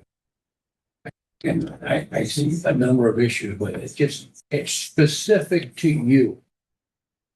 Not to other people that might conduct a similar business. Okay, could you give me an example of something in particular that you feel, you know, is very specific to me and not general, just so I kind of get a better idea? 30 cats or dogs. By that. Yeah. That's your specific need. That's not a general one.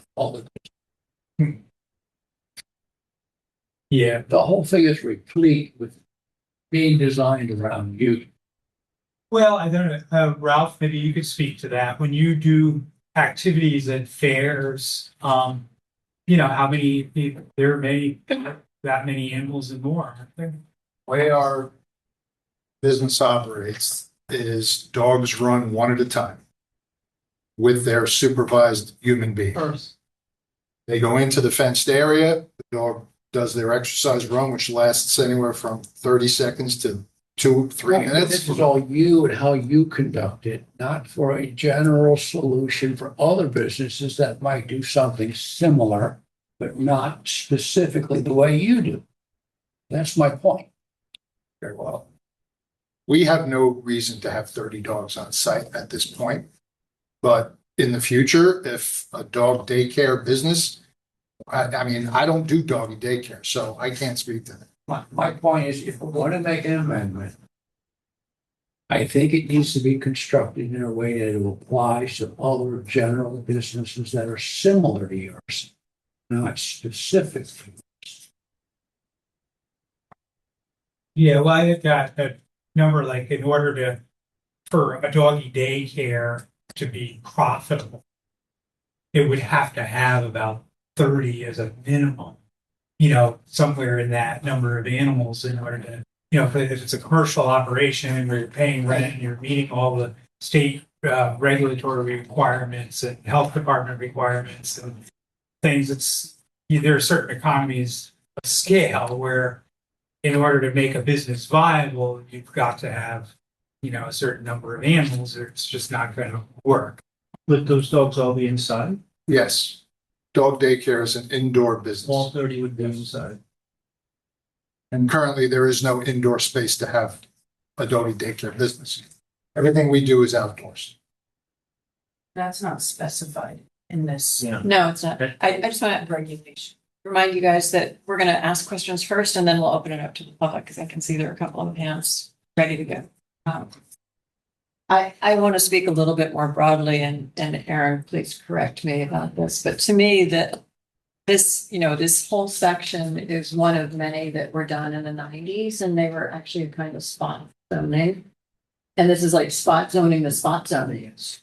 And I'm having trouble with getting over that, you know, because we try not to do that. And you know, maybe I'm using the term spot zoning too loosely, but it's such a site specific. I mean, you're looking for a way to fill in the spaces that the solar farm and the other structures that are there don't occupy. And we're trying to think of, you know, how is that a land use that we want to allow?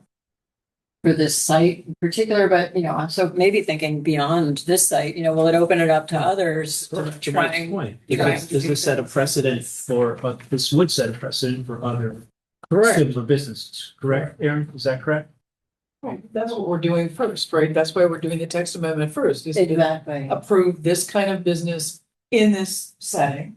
Right. And then he happens to be the person who maybe already Ready assigned to the lease or apply, is ready yeah. to apply if we make this area, you know, viable. And I think that's what's bothering people is we're saying, Right. what if you're only there for a year and then you decide you don't want to do it anymore? And then you open it up to somebody else who has a different kind of dog care business or. Yeah, well, they would have to come before you for their own special exception. I mean, unless it's in a commercial, unless it's in a commercial or industrial area, maybe. But I think I don't know if it would, you know, you'd have to look at the site specific, you know, characteristics, I think, wouldn't you, for anybody else trying to do this? So we have to make amendments for them as well. Well, wouldn't you? So Aaron, you know. here's, this type of use does not exist. Right. in Or it's not town currently or allowed. housing This is. Currently. Agreed. This is not a use that is allowed, which is why David is trying to define the use, right, in the beginning section of your proposed regulation. What is a pet service establishment? In his definition here, pet related activities, training, exercising, grooming, daycare of dogs and cats only, and sale of pet related merchandise. That is what is the pet related activities that are he's seeking to be allowed on this property. On this property at 391 and at 397. Those are the physical boundaries of this zone. The underlying zone here, aside from these special exception uses, this is a rural residential zone. Right. And the surrounding neighbors are rural residential. And currently in your regulations, and I have submitted staff comments for the commission, provided them to David as well. They're in the record. I'm not going to read through all of that, but we have some similar regulations existing. Our light industrial zone, we do not have a full industrial zone in Madison. The light industrial zone does allow for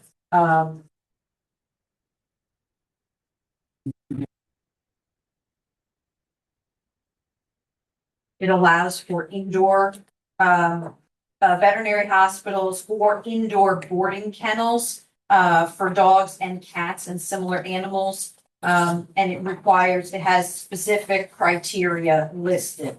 And the second location in your regulations that deal with dogs and any outdoor animal runs or activity areas is another site-specific special exception zone just north on 79 on Durham Road, currently and has been occupied by Madison Veterinary Hospital, I think since the adoption of this regulation. And that specifically, the text prohibits any outdoor runs for animals. So there aren't any regulations or standards within your existing regulations to mirror here on this property for any kinds of nuisance impacts for outdoor animal runs. So because of that, I looked to state guidance, state licensing requirements for training, grooming, kennels of that nature. And provided that information to the commission. I also looked to neighboring shoreline communities, similar in characteristics to Madison, looked at Branford, Guilford, Clinton, and Old Saybrook, and provided you with similar animal use and kennel regulations so that you can see what some of those standards have been used in the area. You'll find a lot of similarities between those various towns. Quite often there are requirements for separating distances from these activities to residential or adjacent property lines, some of which are 100 feet, others are 200 feet in some towns. And their acreage size of the lot? Typically a minimum lot area of 5 acres, for those larger, activities. In addition to the, I'm sorry, Jean. I'm sorry, So there's one in Killingworth that's like that. we were just saying this, like, it's larger. It's like that. Wiggle is now called Wiggles. Okay, It's right on the Durham, Killingworth. okay. It's on 79.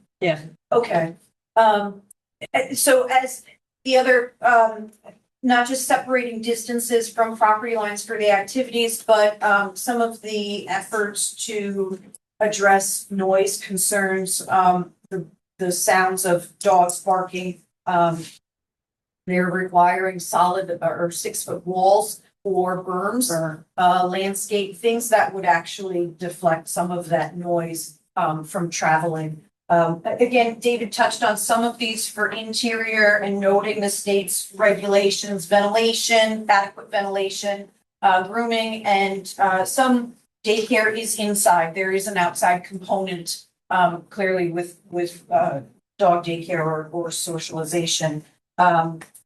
That is the commission's discretion if you're considering grooming as a potential use on this property to ask the questions of where this could potentially be feasible on the property. Number of dogs, again, how that coincides with parking, that's another, I think, John, you may have brought that up. Animal waste stations, most of these communities have required or do require as the standards, these special exception standards that need to be met, waste management program, some kind or plan. And so that there is opportunity for a little more, David did describe, as far as those specific stations and staffing, to empty those regularly and dispose of them in the trash. But some of my concerns are not just the location of the outdoor pens. Some of this is subleasing areas to other tenants, and that is included in the letter from Alpha Dog stating not just the lore-based supervised one-on-one or 2 smaller dogs, like the videos that are uploaded into your attachment documents, and those are the examples that we have seen at some of the festivals and markets, but inviting trainers to come and work at the property, these third-party meetup groups, and events. And these training sessions of 12 animals, if you have 4 different outdoor runs, could you potentially have trainers of 12 animals at each site, in each run? And what are private events? What does that look like? How is that regulated within these special exception parameters? What are the specific standards that when someone is applying for these uses, what they should be meeting? That's where this regulation should be detailed, that the applicant knows what they need to meet for criteria, and then the commission can weigh these standards based off of the proposed use. The last If I could just interrupt for a second, when it comes to, initially with Ralph's activity, all they'll be inviting in are trainers. So the trainers will be governed by state statute. That, everything is there in the state statute. So they'll be licensed by the state. They'll have to follow, whatever standards. Referring to a trainer as a tenant is a misnomer. A trainer would come in and rent the corral the same way that an individual does, where they bring their dog, the dog runs and they leave. The trainer comes and works in our fenced-in corral. They're not paying me monthly. They're only paying for that hour. That's separate from the amendments that we're looking at. It is included in the language, Mike, in the letter from Alpha Dog about inviting trainers to come and work at the property with a maximum of Do you wanna pull 12 that- dogs. I mean, the letter is not part of the text. I never asked Yes, for it a is. maximum of 12 It's dogs. in the application documents. That's It's in part, the that's application, part of it's our not part of concern. it. Not that, it's not the text language, That's what but he it said. is supporting documentation of the intention Right, but what we're of the doing use. is this Text. language. That's the language exactly that would go in the zoning regulations is the proposed red line. That's what we're talking. The last, question I had was, your lighting, language, which is, section 11.7 of that. I can pull it back up Yep. for you, David. The outdoor, there's no site lighting proposed, on your plan. And your hours of operation are 7 a.m. to 8 p.m. And it's not indicated that it is seasonal, and in the winter hours, or in the winter season, you know, it gets dark by 4:30. Yeah, so What, we wouldn't be able to do anything after 4:30, winter, hours would get extended as the days get longer, and then they get shorter as, the days get shorter, just because there is no lighting.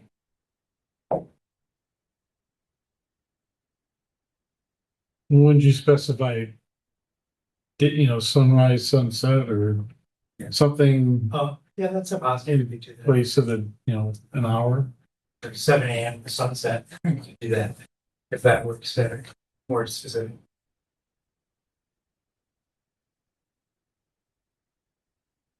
So the struggle here is the text amendment as written would allow 30 dogs to Yes. be in any one of these pens at any between the hours of 7 a.m. and 8 p.m. The way the text amendment is written, that has nothing to do with any business that you're proposing. Right. So that's the rub. All right, so, it seems like, there are many issues here. So how about we just get rid of some of these things? Let's let me go back here. Remember there's your training, exercise. Well, I think there's How also, about if we just get rid of I think there's one big issue here that we need to address, and that this is how close these pens are to the property. Yeah. And as Aaron stated, or as Aaron's research has shown, Yeah. it's anywhere from 150 to 200 feet. yeah, those properties might be much closer to, adjoining It's not To the clear. property homes and line. things. It's not clear. There's plenty of buffer there around the property. There's a lot of woods between me and all the neighbors. So it's, there's But screening. it looks like you're about 20 feet from the property. But yeah, for one of those ends, yeah, it could be about 20 feet. Yeah. The other, Less than And, and I could see if you're having one dog in that pen and doing the running around thing, that may be fine. But the way the text amendment is written, you could have 30 dogs running around At any time. at any time. So And cats. between 7 a.m. and 8 p.m. So That's the concern. this needs to be more generalized in some way, and perhaps you need someone that has expertise in this to help you write this in a manner that wouldn't be so specific. You had on 111.7, you say all outdoor activities are to be supervised and restricted to the areas marked in ink on a site plan of 10/8/24. That is specific to you. No one else. well, because I'm asking for something that's specific to the conditions of this particular property. And I feel like if somebody else wanted to do it, then you'd probably Also, be then we have to write reviewing what another they're trying to do. amendment for them. No, Well, I think maybe yes or no, because the town doesn't regulate these activities. So I'm not sure. We do regulate it, don't we? I think the question, and I may not be hearing you right, Mike, is that the location of the pens, because they're hand drawn on a site plan, they're not to scale on the site plan, but they're not, there's no language in the text of the regulation that states they shall be a certain distance from the property lines or something, and then when an applicant comes in, Right. comes in with a site development plan for that Right. proposed use that shows how they're complying with that regulation. Okay. That's a little more general That's more versus. general. How do you know that somebody else wouldn't want lighting in a fenced activity? How do you know? Somebody else might want that. That's specific to you.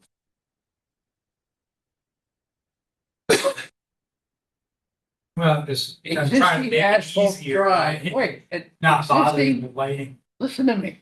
Existing asphalt drive on the east side of the property. That's specific to you.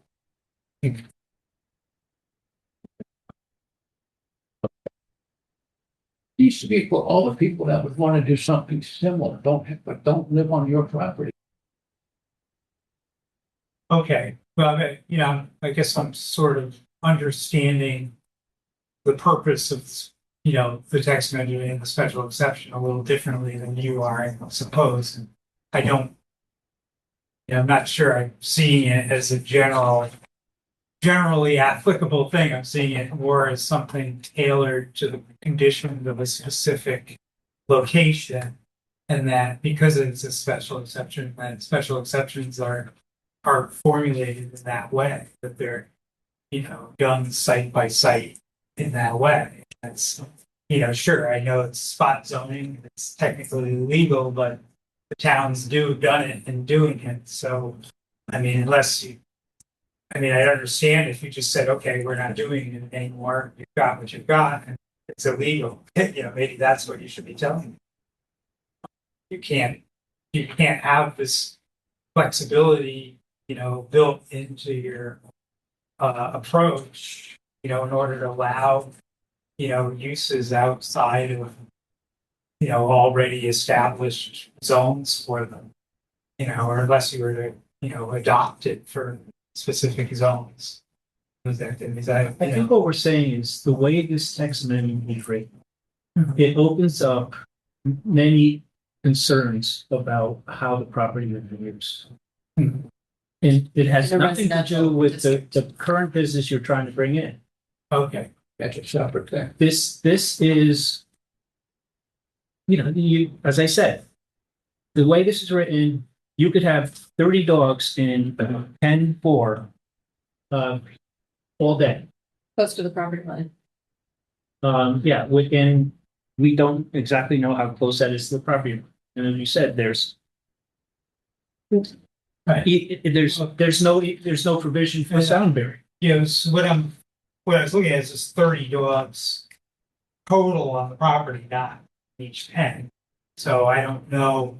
But Yeah. that's the rub. Right. There's nothing in this amendment that protects the neighbors from that situation. And this is a rural residential district. You're not in an industrial district. Right. You're not in a, farming district. Okay. So, let's say we were to come back and tailor it specifically for whatever it is Ralph is trying to do. I could get rid of grooming, I can get rid of daycare.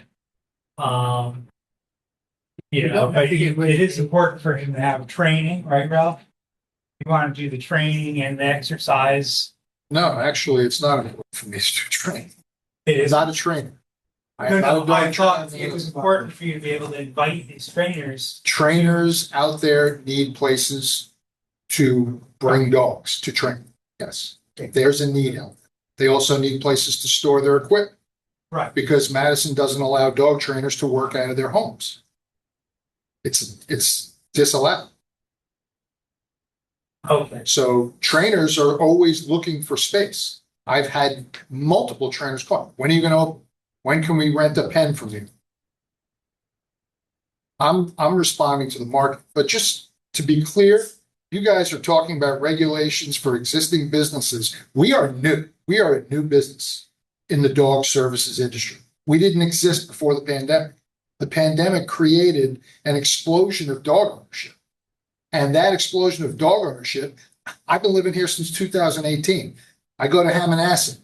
I remember 6 years ago, you can go to Hammonasset and walk around and it was pretty clean, and not anymore. Because people just do what they want to do in public places. I'm trying to create a place where responsible pet owners can go with their pets to exercise their pets, for people that live in apartments, condos, that don't have, the access to these type of places. What David is doing as a landlord is he's maximizing what he can do. If I decide to leave, he wants to be able to rent to a doggy daycare. As soon as I talk to him about what I was doing, I'm sure the wheels are turning. Oh, I can do this. But that's not what I'm doing. So I'd like to get back to the text. I get what's going on. And are there any other questions or comments from commissioners? Because I would like to hear from the people who came out tonight to maybe speak in favor or against this text amendment. text amendment. Not the Just the business, text not the amendment. business. Understood. We have, you want to do the room first, Madam Chair, Does or? anybody in the room want to come forward and say anything? Hey, I'm Dalariello, 819 Durham Road. I just wanted to clarify point for you. You talked about fencing. The entire solar farm has fencing around it. Right, you got that. So, what? Don't want to talk about the business. Additional fencing would be put in if it was. Okay, thanks. And I think we have a hand up. Anybody here? Karen Sicari. Clary, yes. Karen, if you could unmute and identify yourself for the record, Hello, please. can you hear me? Yes, we can, thanks. Okay, well, I'm in a butter on Frank's Way, and there is a farm on Green Hill Road with several animals that are already there. I think they have a donkey, a goat, a mini horse, and they've been there for 10, 12 years. And that's actually, I think that may be in a butter to Klein's property as well.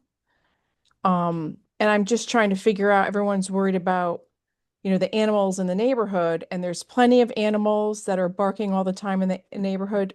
That's what people have dogs. Responsible dog owners bring their dogs in.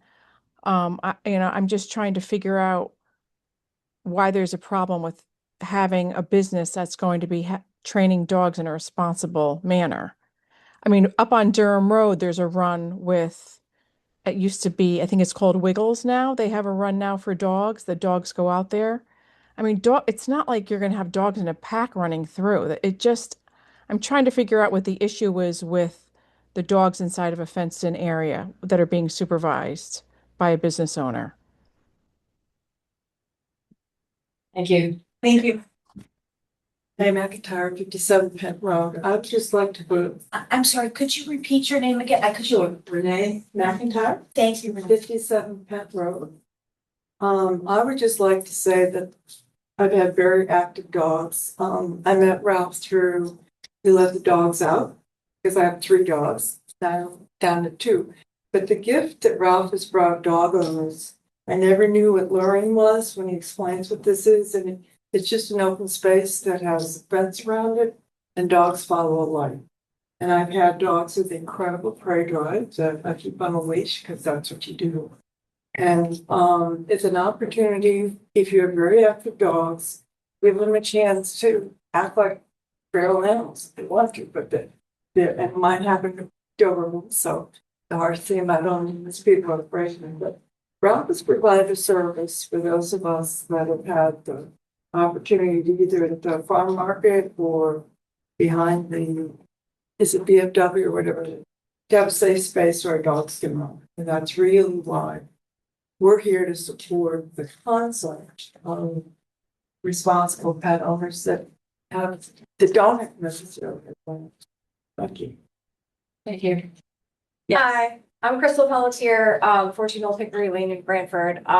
Ralph and I work together, and I think maybe we're a little bit off track because we're supposed to be talking about the text. And I think really the point that we're trying, like, I hear what everyone's saying, that I know that everyone supports Ralph. We are some of Ralph's biggest fans.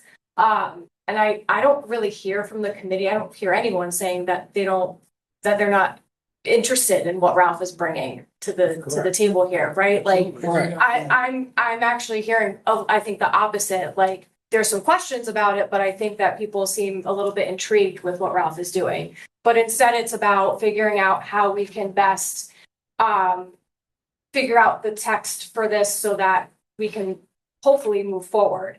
So I think really we need to maybe end tonight with figuring out the language that works best with Mr. Klein, and then moving to the next part with working with Ralph. Am I understanding that correctly? Okay. Yes, you are. Okay, thank you. That was more for clarification for myself. Thanks. Yes. Gloria Semino, 45 Brantwood. I just want to shed a little awareness on something that is concerning to me. I actually thought Klein's was still a golf course, a driving range, so I'm behind the 8 ball on that. So I obviously there's a fence there. I'm assuming there's not going to be a bigger fence.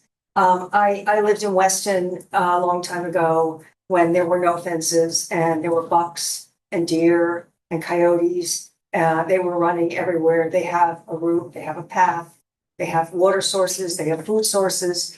And with more fencing and burns and walls and more trees, arborvitaes and blocking everything, I fear the worst of what we're doing to the wildlife in this town. I also fear they don't necessarily get the voice they need. And I know it doesn't mean that I've been here and active in this. I apologize for that, but I'm also aware of what is going on here. You know, I actually thought that Salt Meadow Dog Park was where dogs should go and play. And so I have no idea about this business, and I'm not trying to put the business down, but there is options. I have a dog myself and, went to other areas and dog parks and trails and so on. So, I'm just trying to shed some light on the fact that what we're doing to habitat, and whether it's buildings, whether it's fences, is really having an impact on the wildlife. Thank you.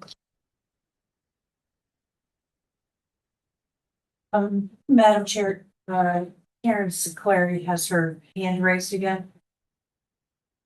Karen, do you want to add to what you said? Yeah, you know what? The other thing I wanted to mention was someone mentioned the lighting. The golf driving range had lighting for years. And as a property owner, the lights in the beginning, and then you're never going to have as many lights as the golf driving range. So I don't know why you're concerned about lights now. We're a different commission. Well, you should, if someone had done their research, or David Klein should have said that there were lights with the golf driving range, which just closed. So there were always plenty of lights. Okay, thank you.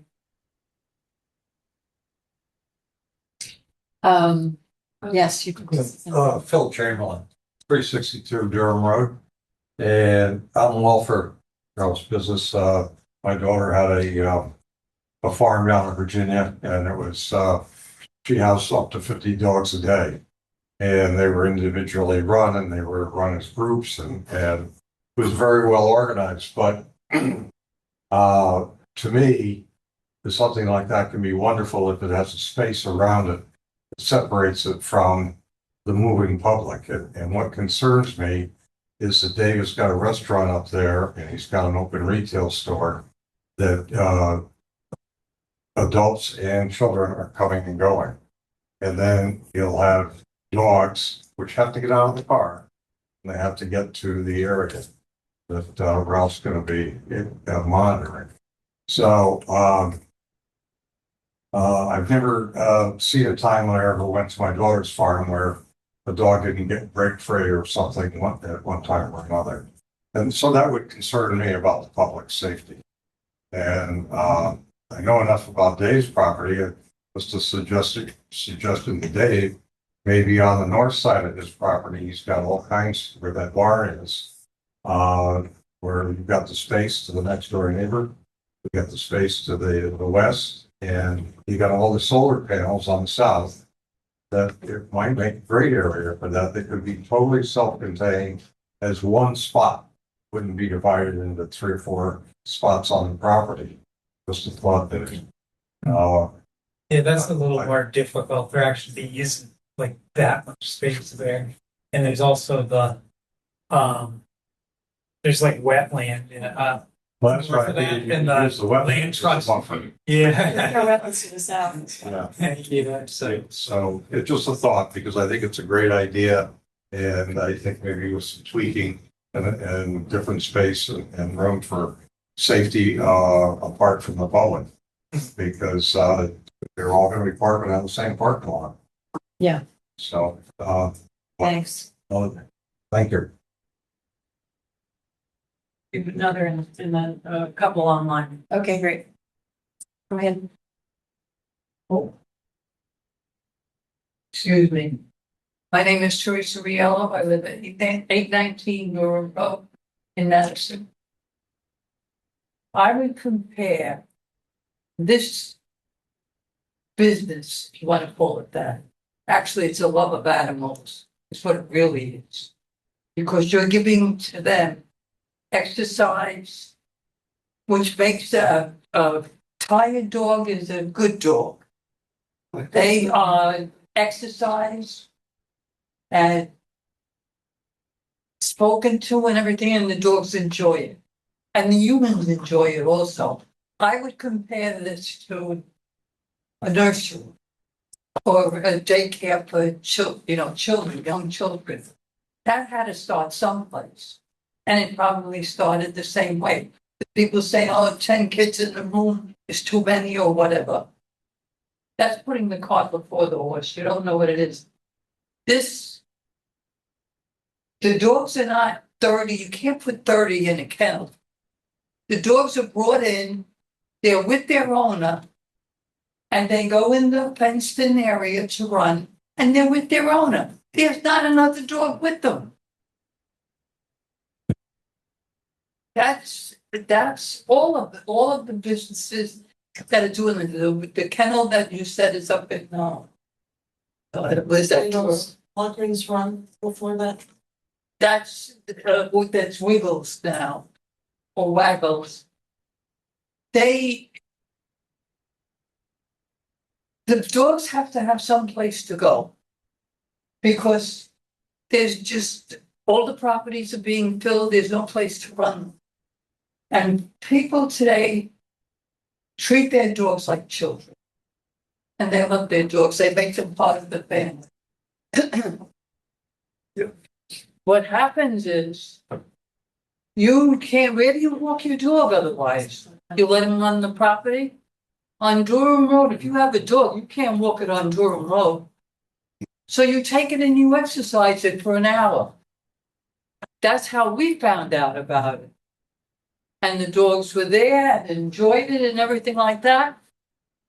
And our dogs just went again and again and again. And it's you can run the dog for 2 minutes, 3 minutes, 5 minutes. Is it 10? You could go 10. You could run the dog for the amount of time that you want. And then you put the dog back on the leash and take him out of there. You have to do your research on that to know what's going on. It's a brand new business. Businesses have to start from someplace. Somebody has to have an idea and do it. Otherwise, we would never have moved in this world. But what I hear is 30 dogs in a pen. That's a fallacy. That's the language That's the way the text is written. That's That's the way the text amendment is written. That's the problem. I don't think anybody on the commission has any concerns with Ralph's business. It sounds like a wonderful business. It's a great idea. I wish I thought of it. The way the text amendment is written, would allow a much different business than what Ralph is running. That's the problem. And that's what we're trying to If work. that's what we're trying to work. If I think, well, to follow up again. Yes. We'll have an opportunity. We have, if We have a couple your of comments. comments, we have folks online who haven't had an opportunity. Yes, so I'd like to go to them. speak yet as well. And just as a reminder, the public hearing is to allow for public comment. It's not a give and take, a back and forth between the commission and the public. Thanks. So maybe we could go to the two people who are. Sure. The first, I think that's Terry. Terry, is that you? Yes, hello. That's me. My last name is So Terry Vandenolder on Bartlett Drive. I just wanted to make a comment with regards to the individual who called in asking a question about a concern for lighting. Why are we concerned now versus when Klein had the practice golf course there? And it's because regulations have changed and awareness has changed, because lighting does affect negatively all wildlife, and it does negatively affect humans as well. So as you can already see in the proposed wording for middle housing, the new laws are proposing limiting the color intensity to 3,000, and the Conservation Commission is recommending 2,600. But regardless, the point is we now live in a different world than we did when Klein's had the golf practice range there. And things have changed, and it's due to science and knowledge and data. And that's the whole point. So that's all I had to say. Thank you. Oh, one more thing. If you want to, you can find all kinds of information on darkskies.org. Thank you. Thank you. Doris Roboto. Doris, if you could unmute and identify yourself for the record, please.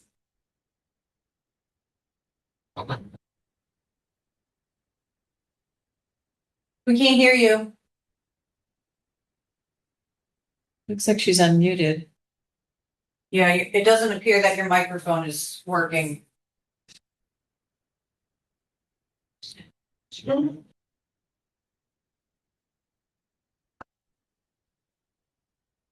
Should we take another question? Yeah, we could give you a minute to try to adjust your microphone settings, your audio, and then we'll hear from some folks here. And just re-raise your hand if we've got that ironed out. I just wanted to know what the next steps were. So how do we proceed from here? I'd like to know that too. Yeah. Yeah.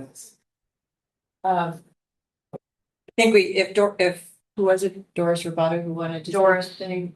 I'll watch. See if Okay. their hand raises again. So I hope we've made it clear that we love dogs. I have one that needs to get out right now. But we're just very uncomfortable with the text as it's written. So I don't know if you'd like to come, try to revise it in a different way, get some legal counsel to help you if possible. I think you've gotten a lot of feedback as well about what we're concerned about and what you actually might need to put in the text amendment request. And, I think that there's a lot here that we can't approve. And so it needs to be refined, I think. So we could have a motion to continue the public hearing. Make a motion. I think one question just to get a sense of if you are going to keep the hearing open. The commission has you have 35 days as of right to keep the hearing open, but you meet before that. It might be worth hearing from you, David, as far as how much time you'd like in between to kind of finesse some language. Well, actually, we're meeting next week because of the July 4th holiday. So the 16th is just a week away, and then our next meeting. For the I know. Apartments for that. Right. I don't know if that's too soon. Otherwise, you would I be think we have looking to at look the at all. August sixth meeting. August 6th. To continue to the August sixth, and you can do that as of right. What was it, Erin? August sixth would be the first meeting in August. Otherwise, our next meeting is next week. And you'd prefer August 6th. I think so, yeah. So could I have a motion that we continue the public hearing? Can we get a little bit more feedback to David or? Well, yes, maybe just one, could we just brief discussion with the commission, because I guess my question is, if the applicant came back and had something very narrowly tailored, Ralph's business, which is the dog, which is, you know, within 30, 40 feet of the property, would we be okay with that, or is that problematic? I think if it's clearly defined as, you know, as you've indicated one dog at a time, as opposed to 30 dogs and cats as a possibility. I keep saying cats because cats are in there, but. Well, that's what I thought. If I modify it and say, okay, any pen would have one dog at a time, but we can have up to a certain amount on the property at one time. So you're not gonna, you know, you're gonna have other people there with their animals waiting to participate. You don't, you know, you can't, you know, send them away and then wait for somebody else necessarily. And then sometimes there is, you know, Ralph and I will discuss that, you know, but he's got this idea of these, you know, socializing dogs having together at times. Well, I think. And the setbacks, yeah, I mean, to the way that south side of the property is set up, you know, to have 150 feet would just, you know, take away all those areas. So that pretty puts you much. into the solar So, farm. yeah, so if I could, you know, if you could do it like 30 to 40 feet, that would work. You know, that would be very easy to do. Certainly for that area number 4, there's already 50 feet there. But I think we'd like to see the actual measurement, you know, laid out. All right, well, we'll talk to Ralph about getting a surveyor to survey it and mark it on a plan. How's that? I would start also with the 4.1.35.1.11.1. Which is just a general description, which you've included, you know, maybe you've tried to keep it broad so that you can have other options if this business doesn't work out or whatever, but you know, you're talking about training and daycare and grooming and, you know, that complicates it so much more. You know, if you're talking about well, it seems to me pens where dogs can exercise one or two at a time. And the trainers could come. or trainers come even, I guess. Yeah. I mean, just define it better so that we know exactly, you know. It's not going to be fair. Can I throw out an idea of some of the language? When I was reading the language, we were talking about the area marked in red on the map. If you left that out and just talk about areas that are fenced in for off-leash animals, you know, so just make it specific to what made the area marked in red on your map special for off-leash work kind of thing. So just, you know, take some of the very specific language out and make it more general. So if you look at 11, you know, 1.11.10, all outdoor activities are to be supervised, restricted to the areas marked in red. And then you go on to say all such areas are to be fenced such that off-leash animals cannot exit them. So just talk specific about the requirements of the area versus what's marked in red on your plan. Okay, I thought, my assumption was that, you know, to protect, you know, surrounding property owners for general public safety, that you would like that specificity. That was my assumption. That's why I did it that way. Yeah, but it makes it specific to that particular plan by saying the area marked in red on your plot. Plans. Oh, okay. So don't say area marked in red, just say the requirements of the area for off-leash. any area handling in dogs. general. Yeah, okay. But I think we still want to know where the areas marked in red are going to be. Well, that would be the plan. Yeah. Okay. Right. Right, but that would be the Right, and the plan. I mean, even an updated site plan would be great Right. Yeah. without your. Yeah, I know, but that's, you know, a few grand there, you know, you gotta hire a certain, you know. But we need to know what engineer we're, to do all that. what we're proving or not proving. Any other comments? Or John, did you have any other things you wanted to say about pets and language? I'll just try to get a sense of Our thinking is in terms of, yeah, right? Because if the applicant comes back and says, look, I've got this very narrowly tailored to allow Ralph's business to operate, but it's going to be 30 or 40 feet from the property line. Are we okay with that? Or I say, no, that doesn't meet what Guilford's doing, and that's a potential problem. I think it becomes a different business than what Guilford has done and what Brantford is. And I think that's what you're trying to convey, is that it's this kind of unique business, but that's not what's portrayed in the language here. Right, because the language here opens the door for like a bunch of pooch full service dog. Right, and we don't want to do that. Right. That doesn't make sense here. So I've been unable to derive any revenue for 3 months while I've been waiting for this. So obviously what David's asking for is at cross purposes to what I'm looking for. Nothing against David, he's the landowner and ask for what he needs, but I'm paying rent. I took on additional insurance and additional expense to do this with the expectation that it wasn't a big issue. And based on the text, the special exception and a retail service occupation. But is there any reason why I can't run dogs in a circle in a fenced in area while everybody's trying to figure out the rest of this? Because I am being financially ruined the last 3 months. I work across the street at Madison Flower and Garden Center part-time. I'm 64 years old. I walk dogs part-time to try to make ends meet. This business has been going on for 3 years, and the town of Madison shut my business down. And, I'm sorry, I have to say this, but the first meeting I had with the town, the first words that came out of Aaron Maddox's mouth were, in my opinion, you don't belong here. That wasn't a good way to start the relationship, to be honest with you. I feel like I've been treated like crap by the town this whole time. I've been patient. I'm trying to go through the process, but it's been nothing but adversarial. Nobody ever called me and said, hey, Ralph, what you're doing doesn't really fit. Can we talk about this? Because I checked the state. There are no regulations for my business with the state, the ag department, because that's who oversees dog businesses. We are so new that we're not regulated.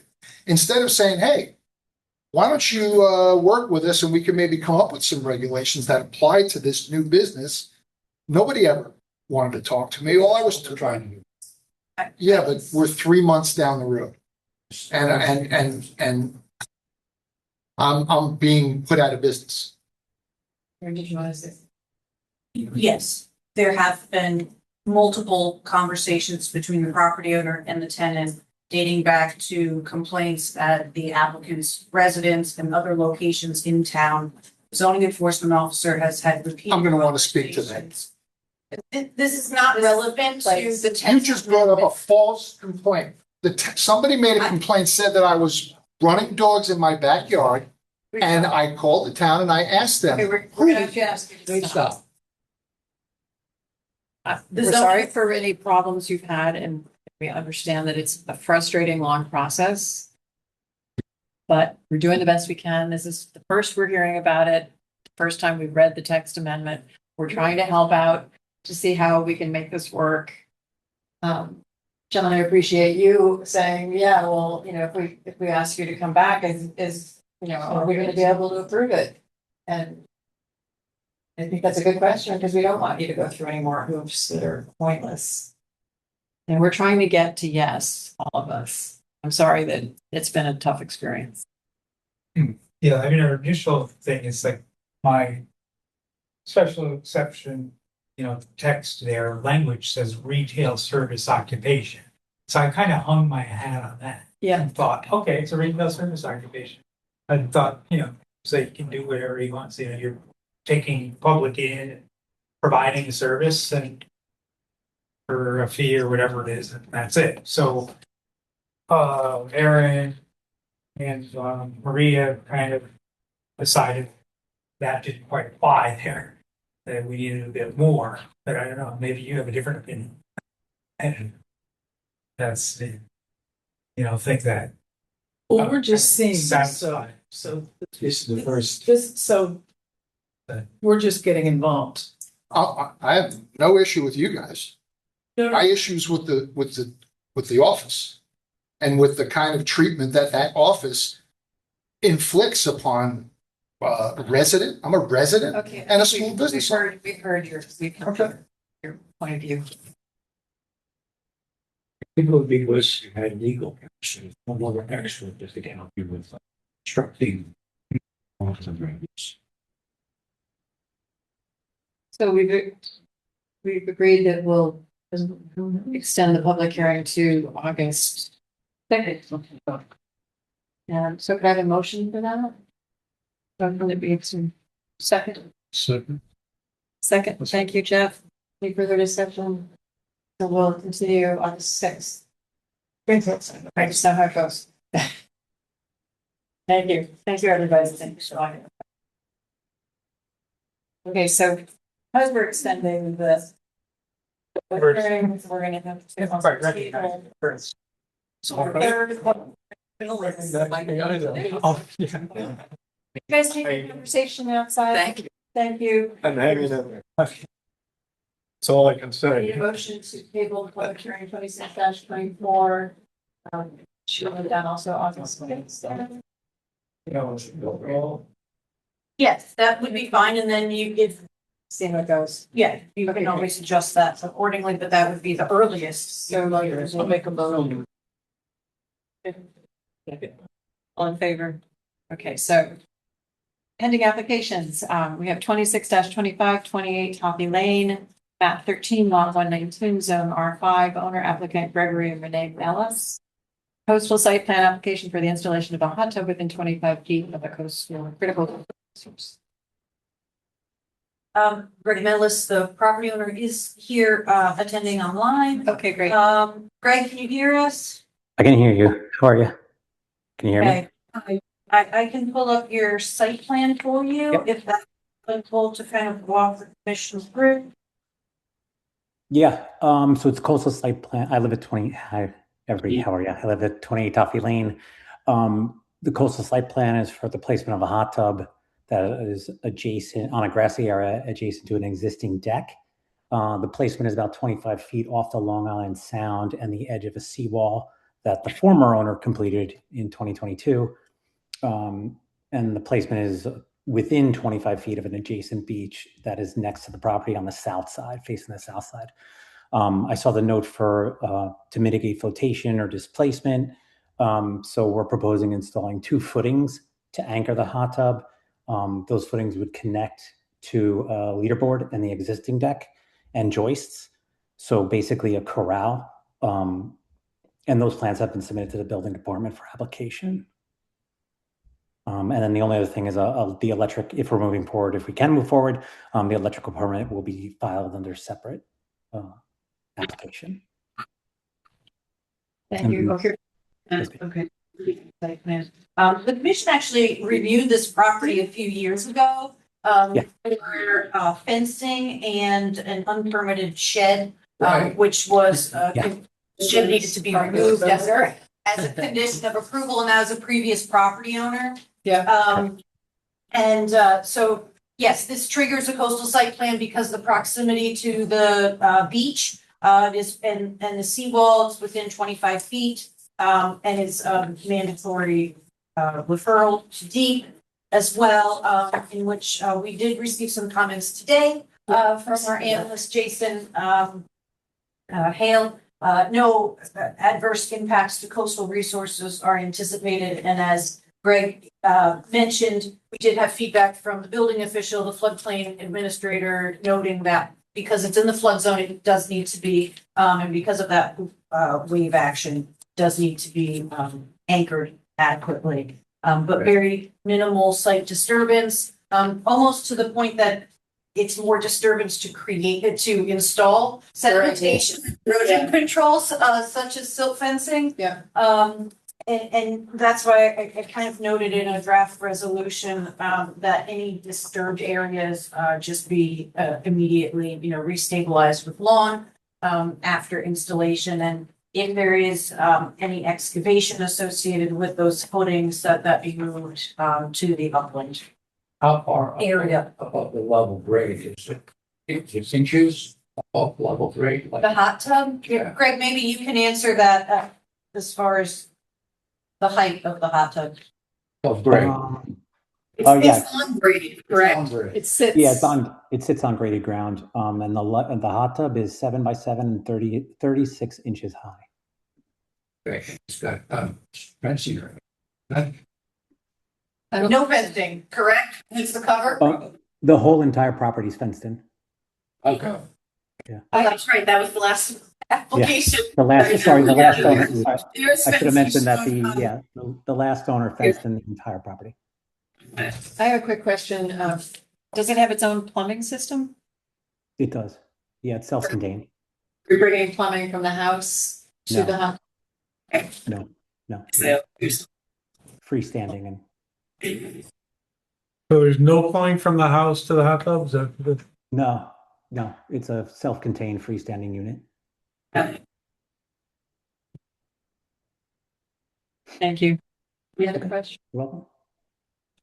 You're right. It's just the installation is a disturbance, really.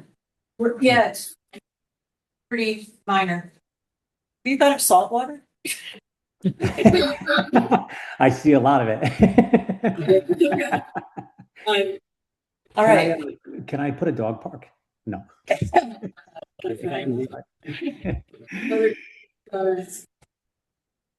In that case, could I have a motion as per our draft?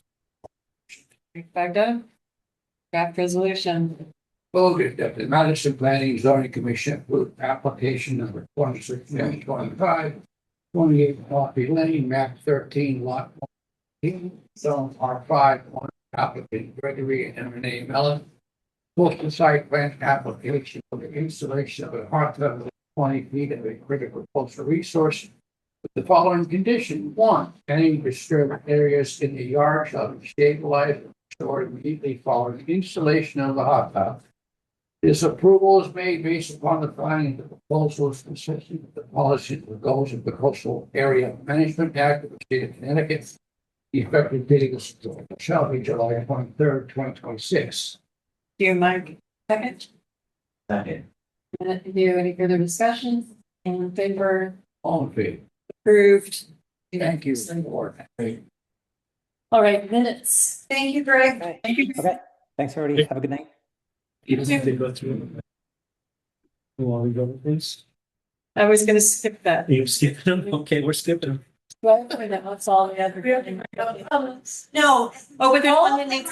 only one that you need to take action on There's the a motion. table is the Garnet Park. Oh, yeah. The town did request, based on some deep comments, that they're working on for revisions to, table the coastal site plan to the August 20th meeting. So could I quickly get a motion to table 26-15 Garnet Park Road, Motion. August 20th, 2026? Second, all leave said in favor. All in favor. Okay, so that's August Okay. 20th. Sarah. Thank you. I did have it highlighted in my other notes. So minutes. There you go.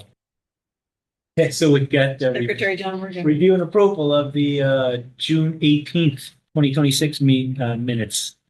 A motion to review and approve the minutes. All right. Second. I have a comment. I do too. Okay, second. So, I think on the Soundview Avenue approval, we still have the 2-foot wide where'd it go? Again. Yeah, the thickness of the. Yeah, we scratched that, right? The two plan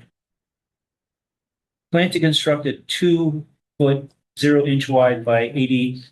We should. We just decided. My head. Yeah. We need to scratch that, right? The Delete 2-foot that. wide. Delete that.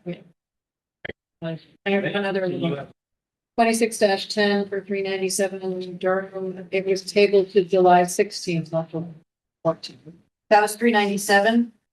Yeah. So 26-10. Not 14. I might have even said 14 first and then been corrected to the sixteenth, so. That was what happened. No, anything else? Vote to approve? I was the one, so. I will abstain also. Oh, right, right. Same reason. Okay. Thank you, John. All right, remarks, nothing from the lead. Motion to adjourn? I'll make a motion. Second, I think back then, favor. Oh,